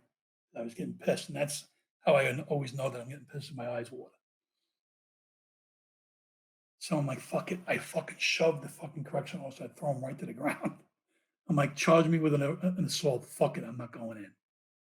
Gets up. He goes, listen, can't show these guys you're scared. I'm not charging you. I don't know what came over me, Eric, when at that moment, I just turned around to the gate and I said, listen, I didn't put any of you motherfuckers in here. Whatever happens, I'm going to guarantee I'm going to take 4 of you with me. You may kill me, but I'm taking 4 of you with me. I don't know where the courage came. I honestly don't. And there was this big black guy, young. His name was Country, standing in the back, and he's like, "Part the Red Sea here, and if anybody touches him, you're going to answer to me." And there was a Spanish guy standing next to him, and him. The Spanish guy was the president of the Nietas, Spanish group that rules the streets, but they rule the jails. And they're religious, but they're brutal. So they open up the gate. I go up to the guy Country. I'm like, "I ain't giving you my fucking shoes." He just laughed. He goes, "I don't want your shoes, man. It took a lot of balls what you said." So I didn't get bothered. I'm in there for like a week. I'm sleeping with one eye open. I become good friends with the guy Country and this guy from the Nietas. Play cards with them. We talk about family. I'm getting what is it? I'm getting a new trial, not arraigned, but I'm getting bailed out. I'm going to get a new trial with the Court of Appeals, the Appellate Division. The guard says, "All right, listen, you're getting out of here in a day, tomorrow." So I'm like, "Fuck." He said it loud enough for other people to hear. Yeah. So that's not a good thing. Right.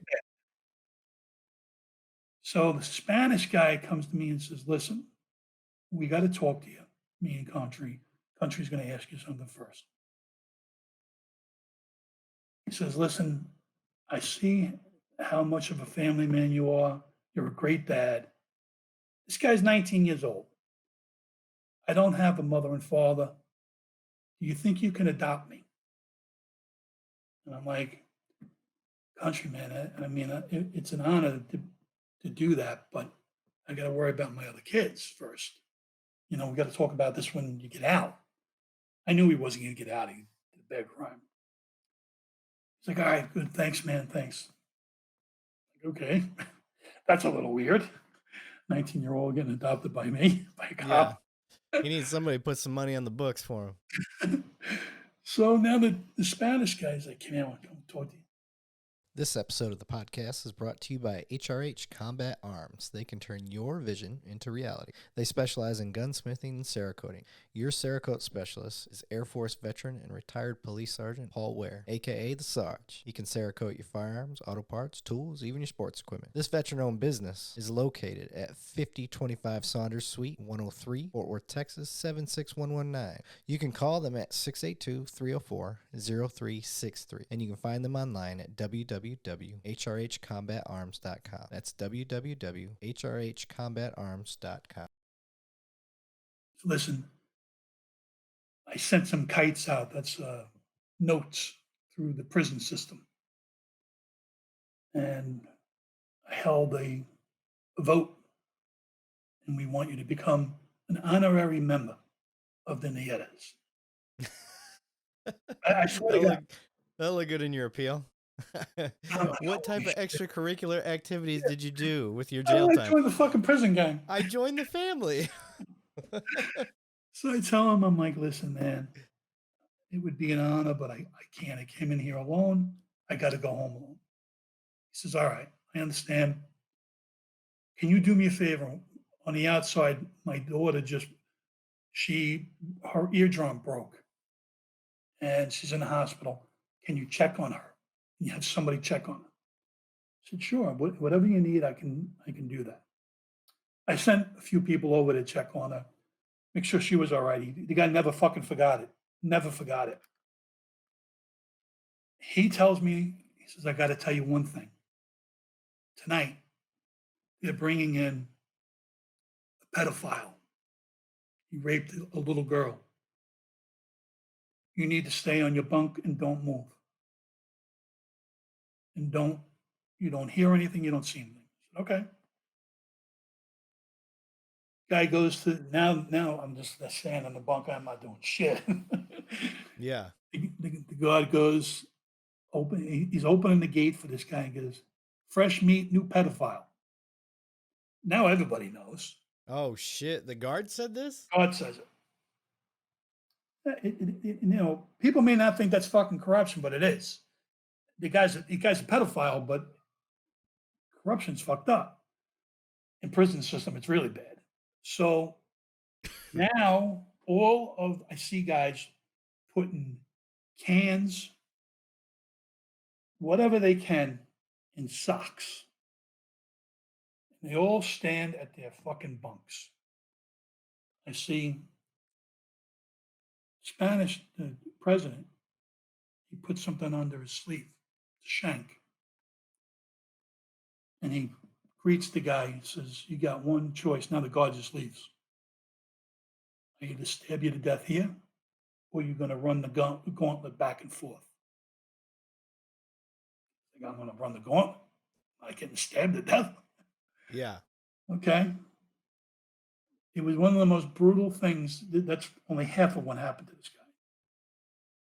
He has to run from the beginning of the beds to the end where country's waiting and back. You got to run on the right side and then down on the left side. He's getting pelted in the balls, head with books, cans of soda, in socks. I laugh because it was brutal. It's horrible, but he was a pedophile.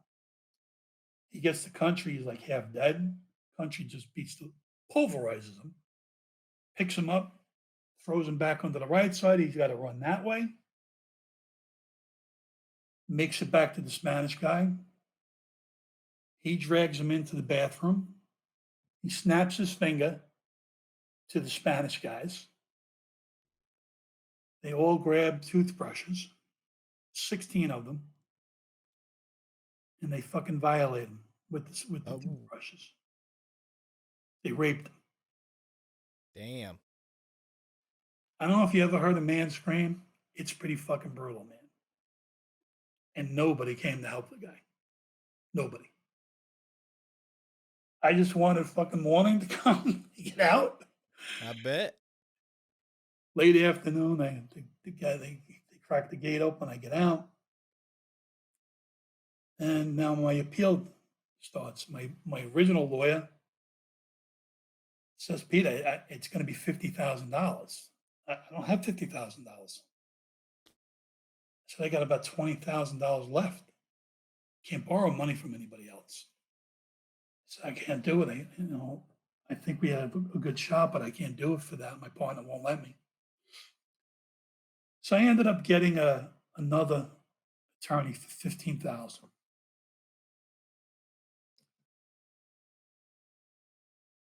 He calls me up like a year later. He said, "The appeal looks good. Your case goes tomorrow." So I said, "Okay, what time am I going to be at court?"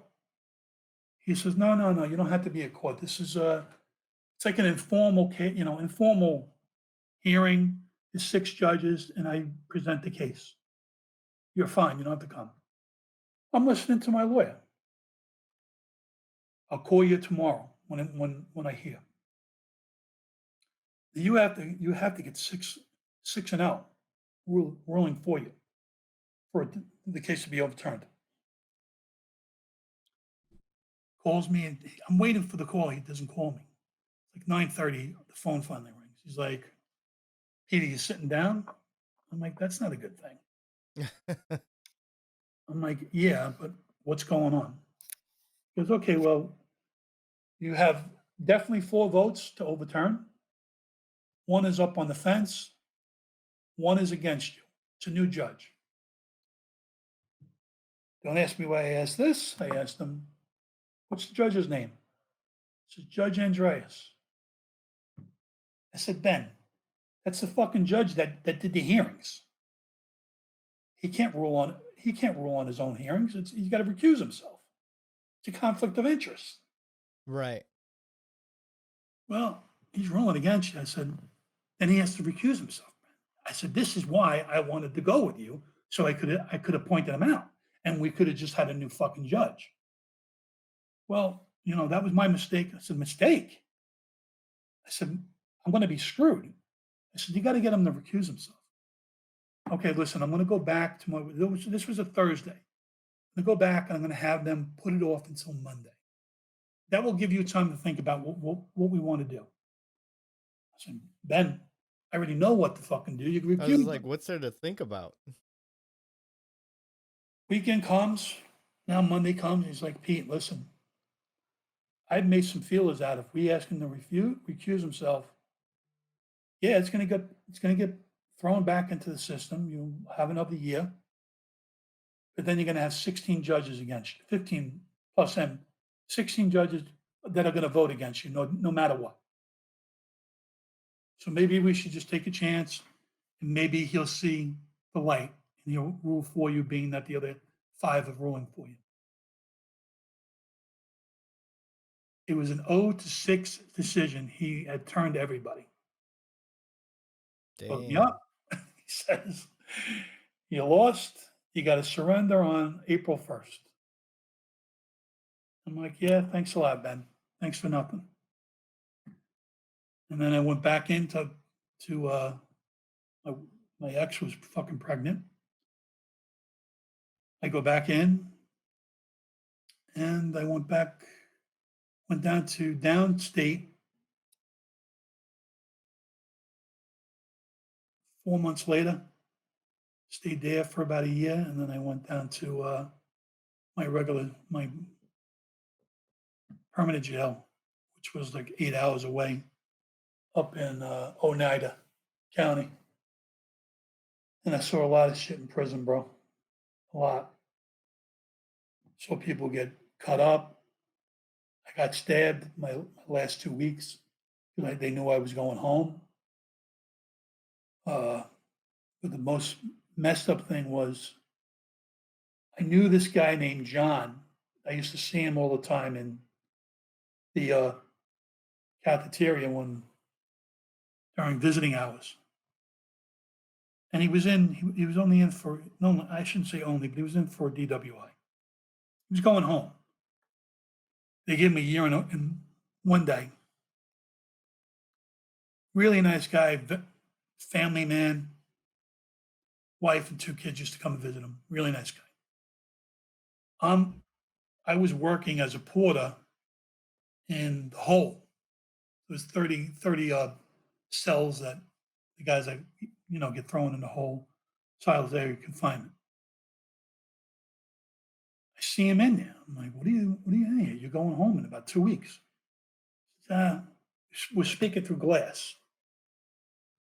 He's like, yeah, I got into a fight in the visiting room. Somebody was goosed my wife. Fuck. I said, well, are they adding time? He said, no, they're not adding time. I go up that in the afternoon, nighttime. My cellmate, who was also an ex-cop, like 3 o'clock, we hear screaming. And the hole was right below us. We were right above them. And our cell was right above where the guy John's cell was. And I hear two COs eating the living fuck out of this guy. And he's screaming for his life. 10 minutes later, silence. Fuck, that was fucked up, man. He says, yeah, that was bad. Now I have to go down. Now it's 4 o'clock. Got to go down there at 5:30.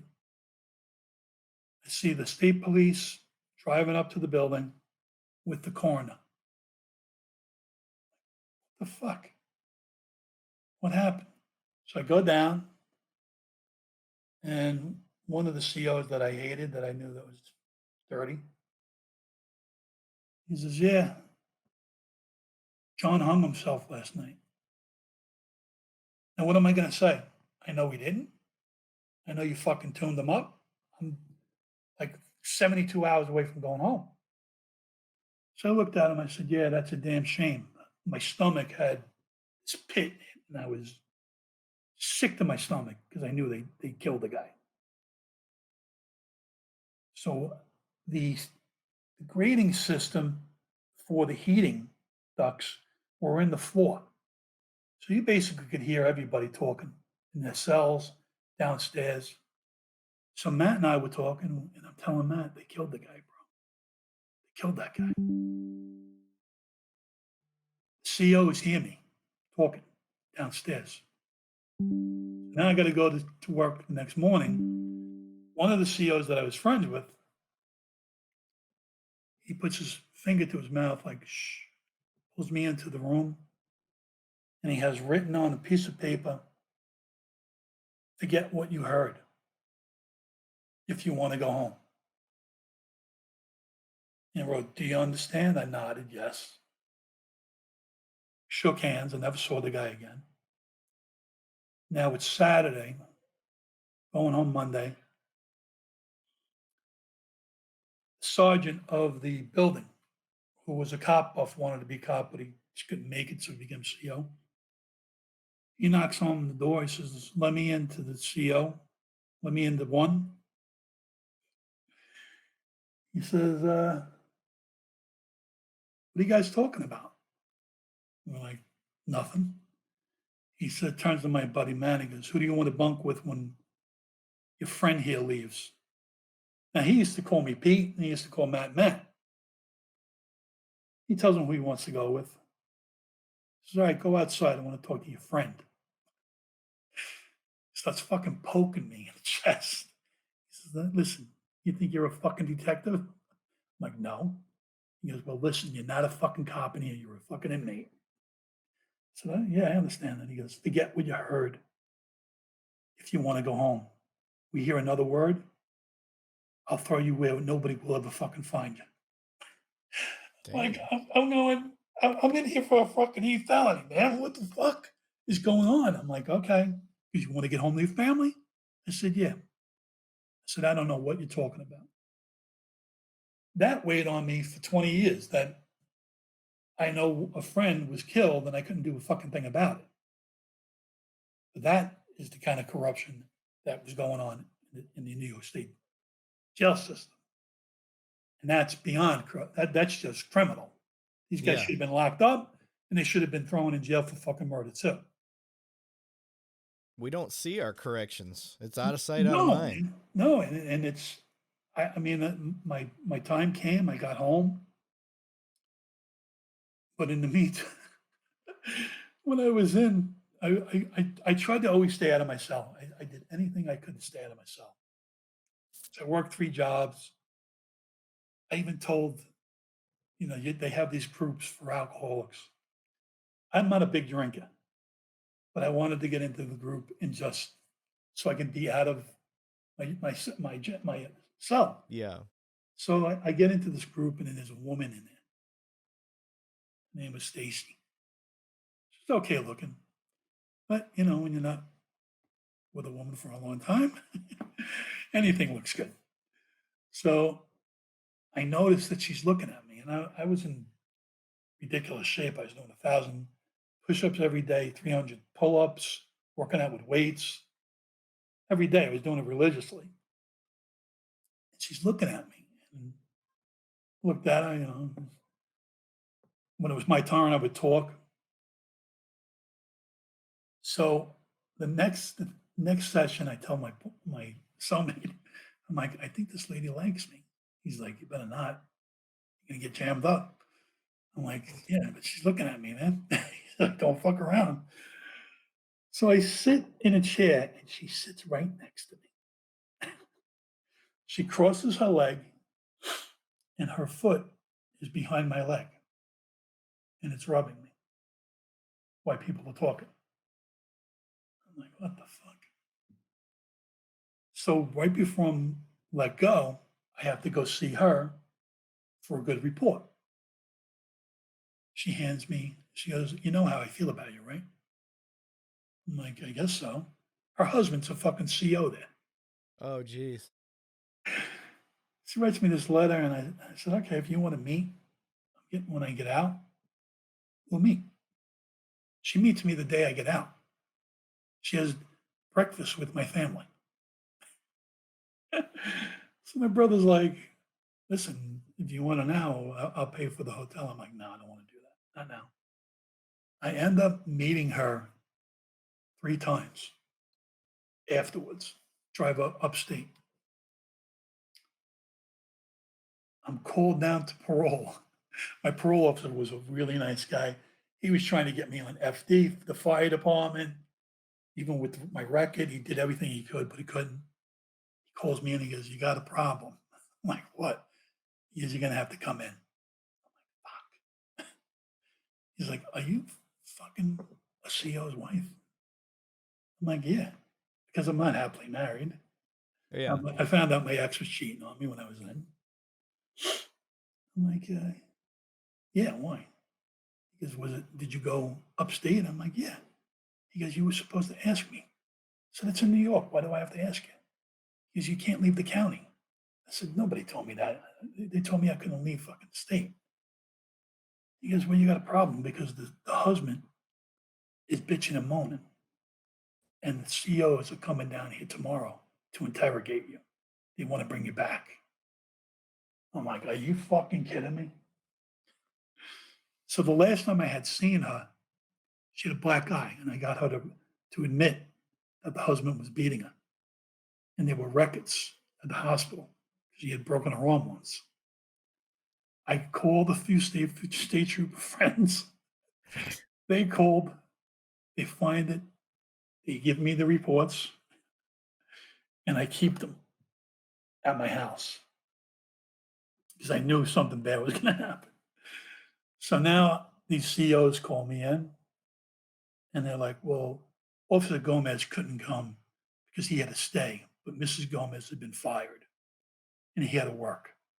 But you're coming back with us and you're going into general pop." I go, "Why?"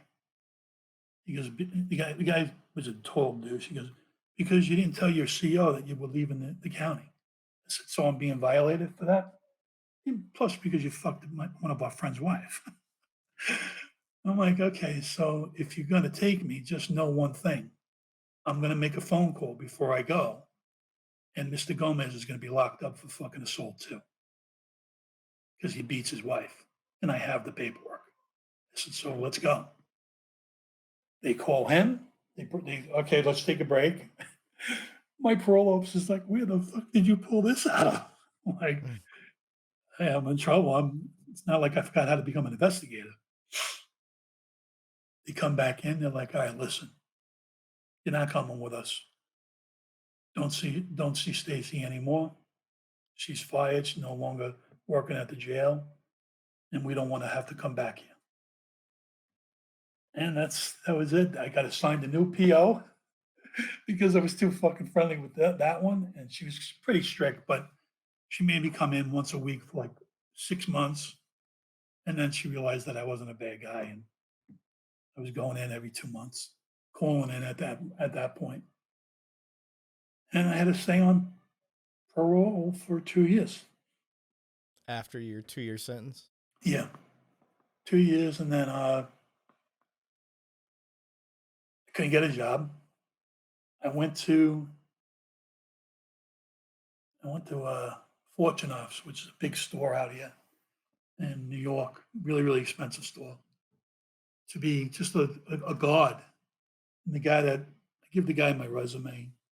You know, tap I do wiretaps, pen registers, all this kind of investigation, surveillance.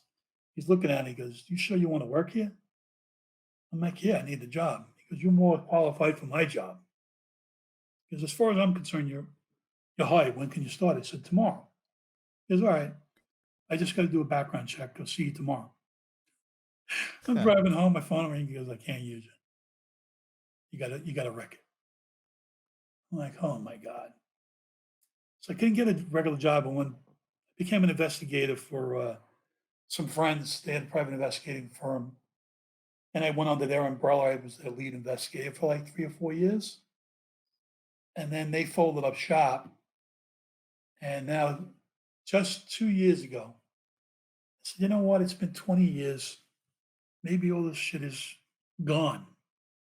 So I applied for an investigating job with the defendant corporation counsel, not the corporation counsel, the people that defend the criminals with the New York City. I get called in and they said, listen, you and two other guys are the best candidate. Now, I went against first grade detectives, detectives with the NYPD, Nassau. He said, you beat out 100 people. So we're going to do the interview. There's 6 people in the room. They ask me a bunch of questions. I answer them. So, okay, when can you start? There's 2 dates. You can start next month or in September. So I'll start in September. Now I'm thinking that they already checked my record. So I take all the precautions. They send me a bunch of paperwork, and of course it says, "Have you ever been arrested for a felony?" I say yes. That doesn't exclude you from being hired. It said. So I gave a whole story of what happened, wrote it out, listed the judges, and how they kind of did their little corruption stuff. That judge that's in the appellate division, he's now the head of the appellate division. They called him. And he said, "You are never to fucking hire that guy ever." Oh shit. So the day I'm supposed to go in, the night before, I get a email and said, "We can't use you because you're if we need you to testify, you're falsifying the business records will come up." And we spoke to Judge Andreas. I'm like, you got to be kidding me. This guy still has a hard on for me after fucking 25 years. It's ridiculous. So I'm pretty much unable to get any kind of work because of this guy. He's even kind of blocking my. I have a bunch of bad discs during an arrest. I had to jump down through a from one floor to the next floor in an abandoned building, and they ended up blowing out 4 of my discs in my back. And I've been trying to get SSD for 6 years, and I keep getting denied. I know it's him because somehow he's got his foot in the door with them. I can't prove it, but it's insane. It really is. It's crazy. So what have you done for employment since then? Well, I was working with the investigators until they filled it up shop, and then I became a like a sports consultant. Guys that bet games. I analyze the games and tell them who to play, and then I stopped doing that, and I became an author full time. Okay. You know, for the All right. first book I wrote was for revenge, man. I'll be honest with you. I wrote that book for revenge, and I couldn't use real names. But Yeah. anybody that looked my name up, they could see who the people were. And after I was done writing the book, I got the writer's bug, and I really liked being an author. Yeah. I don't have the patience. I don't have the patience to write. I like playing poker, so I have a lot of patience. That's the one thing. Yeah. Okay, so let me play devil's advocate a little bit. Sure. Um, you've got the system and you've got several courses of action to go through. You know, one is just even being indicted. That's one whole thing. Um, why do you think it is all of these elements seem to be just compounded against you? That's easy. It's because of the kind of cop I was and the police brass in the department. They didn't want that. They wanted a cop making collars in the projects. Not a ton of them. You know, you get a report at the end of the year from your sergeant and an evaluation. They want you to make some collars, but they don't want you to make collars like I was doing. They knew I was going on rooftops every night, watching drug dealers and bringing them and taking them down, taking guns off the street. And they wanted me in the project, walking and basically keeping the project safe. To me, I was keeping the project safe that way, making collars. And when you make an enemy of a chief of department, a captain who became a deputy inspector, several sergeants and lieutenants, you're gonna have a problem. Doesn't matter. They have the phone. They have a way of making a phone call. They're gonna call whoever they have to in the next stage, which is the ADAs. But And then why wouldn't they just get you fired? Why would they want to put you in jail? Like that's that's fucking extreme. I honestly think that was Chief Keeney because he was threatened to be subpoenaed when I went down to ATF, and he didn't let that go. I can't answer what he said, but I'm almost 100% sure it was Chief Keeney that had a lot to do with it, and Captain, I can't remember his fucking name, the captain from the narcotics unit. He hated that I was down at ATF. He wanted his guys in there, and they weren't having it. They were keeping me, and he just felt like I bent rules and I went above his head. They both did. And when you have bosses that think that you go above their head and don't go through proper protocol and don't listen to what when they're saying don't do this, and I'm still doing it because I think it's right, and they think I think they're wrong. I fuck myself, but that was just Yeah. it was just the way it was just the kind of cop I was, and to be honest with you, Eric, I would never change it. I loved making calls. I loved the action, and to me, I thought I was helping people. Yeah. Have have these guys ever made any public statements about anything you've put out or you've talked about? No, and that was, when I first did End of Tour, the first book, my mother in particular, because she was helping me with the book, like she was doing the editing. She was funny. She basically became a cop. Yeah. And she kept saying, I don't know, maybe you shouldn't use your real name. Maybe the drug gang's going to come after you. Because I called out the real drug gangs. Maybe the judges are powerful. I said, I don't know. I thought about it, and I met with Captain Lennox at his house, told him I was writing a book, told him I changed his name. He said, "Ah, you could have used my real name." I said, "Well, what do you think about me not using my real name as the author?" He said, "If you do that, it's going to look like you're guilty, that you're hiding something."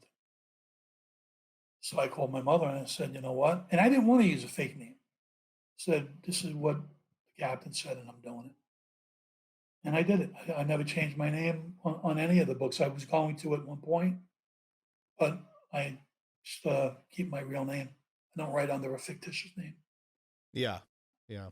Um Speaking of writing, sir, let's take a look here. I'm going to share my screen, so if you're listening, um we've got your Facebook page up here. So if you're looking to get on his Facebook page, it's just his name, Pete Thron, Thron, and I've got that on the screen now. Um, I had a picture. Where did I put it? Here it is. I take it this is a picture of all your books right here. Yes, it's all the books that went number one. Oh, okay. So you got more than just this. Yeah, I have one other fiction that didn't go on the bestseller list, and I wrote two other books with two anthologies with a bunch of other authors. And I'm in the middle of writing my 10th book, which is Man of Valor about Tim Kennedy. He's a highly decorated detective that has Combat Cross and 3 Medals of Valor. Okay. And that should be out probably late fall. I'm shooting for. Okay. So most of the stuff you write about, is it all police related? I mean, you still seem very pro cop for Oh, somebody that got kind of screwed. yeah, I'm pro cop. I mean, I have about 15, about maybe 2,000 followers on Facebook, and 90% of them are cops. And I'm very pro cop. Listen, if someone knocked on my door and said, "Listen, we got a job," and I wouldn't do it in NY as an NYPD cop because they're under too much fire. But Yeah. if someone said, "Listen, you could go out to Nassau or Texas or wherever," and I do it in a fucking heartbeat. I wouldn't be good at it right now because I'm 57 and I'm an old man, but I'd still do it. I'm always gonna bleed blue. I mean, it's in my blood, and I love Yeah. cops. And I can't hold other cops responsible for a few cops that testified against me because they wanted to keep their jobs. And, I understand that, but I still hold a grudge against them. Yeah. I'm never gonna not have a grudge against them. And I hold a grudge against these bosses that were ballless and they just didn't fucking back me up when they're your friend when you're making $700 and bringing all these guns and drugs and great warrants, but one one thing happens and they wash their hands of you. Yeah, I think it's important to point out like this is the dangers of so much focus being put on numbers. Yeah. I don't see that where I am at all. It's very much focused on community efforts and stuff like that. The numbers they don't matter. We brag about the good things we do. Sure. If we get guns off the street and stuff like that, that's awesome. You should be proud of that. Right. But at the Right. same time, we're not putting pressure on our guys. Like you have to go get guns. You have to go get guns. Like there's so many more. There's That's just one small part of police work. There's Right. so much more involved.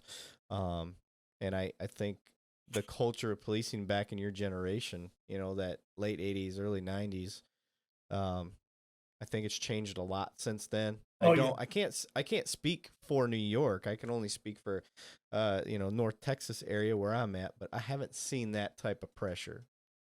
Yeah, it's definitely changed. I mean, I have a good friend, Ralph Friedman. He's the author of Street Warrior. He's the highest decorated detective in NYPD history. And I was on the phone with him about 2 years ago, and I asked him, Ralph, if you were on the job, the guy had 2,000 arrests. Holy And shit. yeah, and he assisted in 6,000 others and had over 100 off duty collars. He was a lunatic, but a great cop. He's in 16 shootings, 4 kills, 8 people shot, indemnified for all of them. And I said, Ralph, if you were on the job now, how long would you last? I said, before you answer, I said, I don't think I'd last a tour. He said, Pete, I got you beat. I wouldn't last it out of fucking roll call. Yeah. It's just, first, I think it's how you get trained from your field training officer. My field training officer, he was not a big collar guy, but he was a trainer of being aware and just always being able to react and not get hurt. And I thank him for that. He made me, it's funny because the last day of my field training, he said, I want to walk with Thron. There was 5 other cops that were getting trained, 3 other officers, field trainers. He said, I'm going to walk with Thron today. And he said, you became a cop in the wrong era. He said, you should have been a cop in the 50s. Because back in the 50s, if you even looked at a cop wrong, you were getting swatted with a nightstick. Mm, It's just, they didn't take shit from anybody. They commanded respect and they got it. But that was the way that he trained me. The guy was, he was in, he, he's a war hero in Vietnam. right. He brought that back when he became a cop. And that's how he trained me. He didn't want to go out with these other cops. that were getting trained because he knew they didn't have it. They didn't have it inside them Mm-hmm. to do the job the way he taught me. And then I Yeah. just, developed my own things I mean, I was an action junkie and I was addicted to making drug collars and gun collars. And if I got a robbery collar, I loved it. If I could catch a guy doing a rape, that was amazing, or a murder. If you were dealing drugs and you were on my beat, you were going that night. One way or another, you were going to jail. What do you think the population was where you were at that time? Do you mean in numbers? Yeah, yeah, like the population density there. Over there? Wow. I'd have to say, from what I covered, from 116th to the tip of Manhattan in the Heights, got to be over 1 million people. Ah, it's crazy. That is crazy numbers, man. At least a I'm million. trying to give people a perspective. Like it's not like if you've never been to New York in the city area like that, like you cannot fathom the amount of people. Now the city that I'm in is roughly 1 million, but we're talking over 365 square miles versus you're talking a couple of street blocks. You got 1 million people, so it's insane. The population density is insane. You're constantly running into stuff. Well, that's the whole thing. I mean, when I was on patrol, a normal night was you were answering anywhere between 40 to 60 jobs, and 90% of them were violent felonies. Yeah, And then, like I'd go into a tour. If I was working a 4 to 12, I'd go into a tour where they were still holding jobs from the day shift. So you got to take those jobs too and handle the ones that you're getting called for. It was dang. very, very busy. And I think I had the number in my book. It's about, I think we had over 150 buildings that we covered, maybe more. Okay. Some projects have 10, some projects, like the Wagner projects, they have over 20 buildings in them.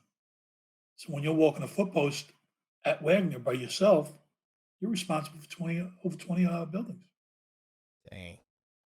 and you're That's by insane. yourself. Yeah. You know, So speaking of by yourself, now when you were in jail, it had to have gotten around everywhere you went, every time you moved somewhere that you're a cop. oh yeah, yeah. And uh, most cops, like, that would be one of our biggest fears, is going because you're going to be treated almost as bad as a pedophile. That So well, how'd you get around that? that is the biggest fear in a cop's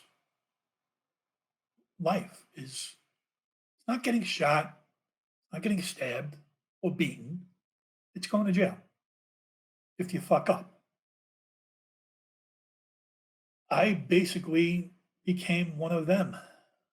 I always, I wasn't a criminal, but you have to move like them, talk like them.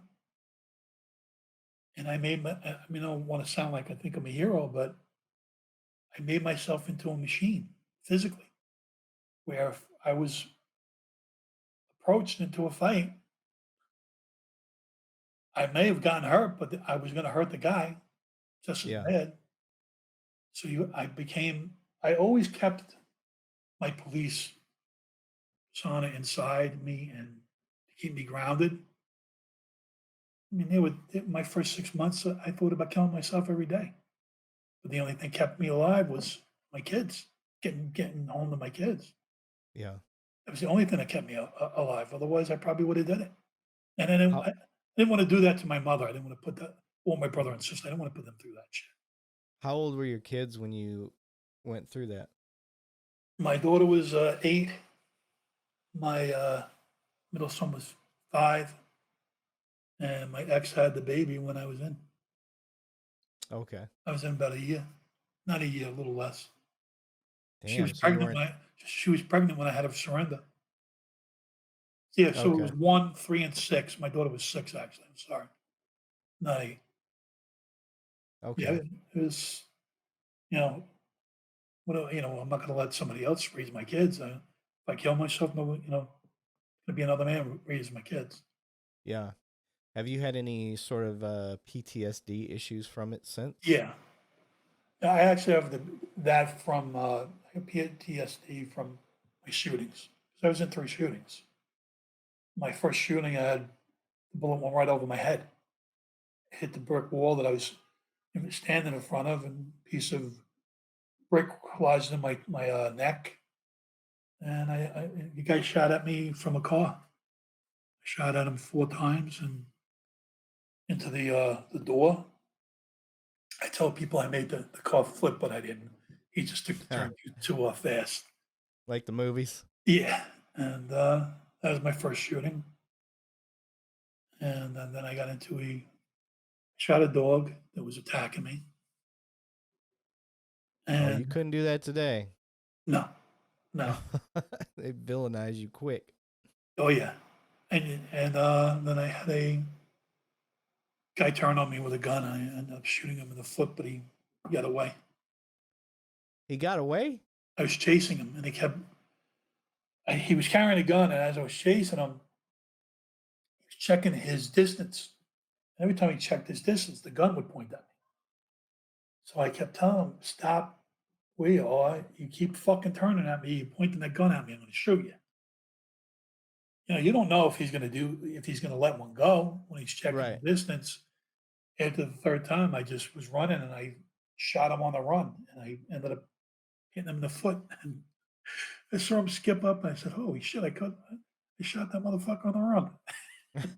Ah, That was my whole mentality. I was stupid. I was messed up. yeah.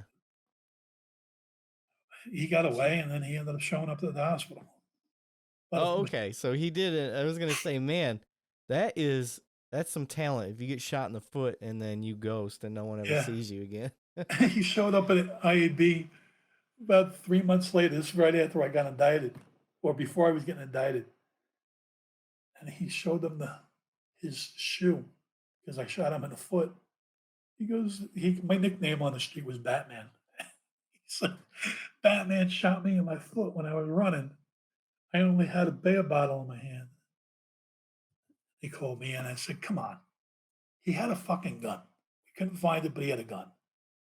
The other cop took a shot at him too, please. So Jeez. he put the shoe right on the desk. They were like, "So he He shot you kept in the it. foot?" Oh my god. Damn. Hey, doing it on the run though. That's Yeah, I kept saying, "Holy shit, I yeah. shot that guy on the run." You got lucky. Yeah. So, well, all right, sir. I honestly think I could get another podcast out of you later down the road. Now that I know you got more books coming out, and I know you've I been hope involved in so. 3 shootings, but you got a natural storytelling ability to you. Oh, thank you very much. Do you do like your books audio yourself? Actually, my brother his Phil Thron. He reads for Audible. He's a narrator, Oh, okay. and right now he has like 110 books under his belt. He did one other for me, and people loved it. And it actually was a finalist for best biography and memoir in the independent Audibles. And we lost to Jackie Robinson. He kind of thought we were going to do that, Ah, yeah. but we made it to the finals for that, and he's so busy that it's hard for him to do the other books right now. Okay, gotcha. And I don't know Yeah, if man. I could do it. I don't. I wouldn't do it. I like writing, but, Okay, but I do okay. like telling the stories. I tell you that much. Well, Love it. it gives it some more teeth when you got that New York accent coming out with a New York cop story. I mean, it hits different. So, but if it's your brother, I imagine he's got the same accent when he wants to. Yeah, he does, and he sounds a little like me, and he just knows me. So when he told the story, it was like me telling it. I gotcha. Okay. All right, brother. Before we go, is there anything else you wanted to hit on? No, I just want to say thank you for Yeah. having me on the job, on the job, Ah, on the podcast, and yeah, no worries. you know, Not help. Thank you for all the people that are helping me. not a It's really problem, brother. appreciative. Awesome. Well, when we get this done, I will definitely send you a link and stuff. You can share it on all your stuff and let people see your story. And we'll do a follow up. We'll I do hope so, another man. episode down the road because you got more books coming, and um, I'd like to hear about those as well. Great, man. I appreciate you having me on, Eric. Not a problem, brother. I Thank you. appreciate it. Thanks. Take it easy. Bye bye.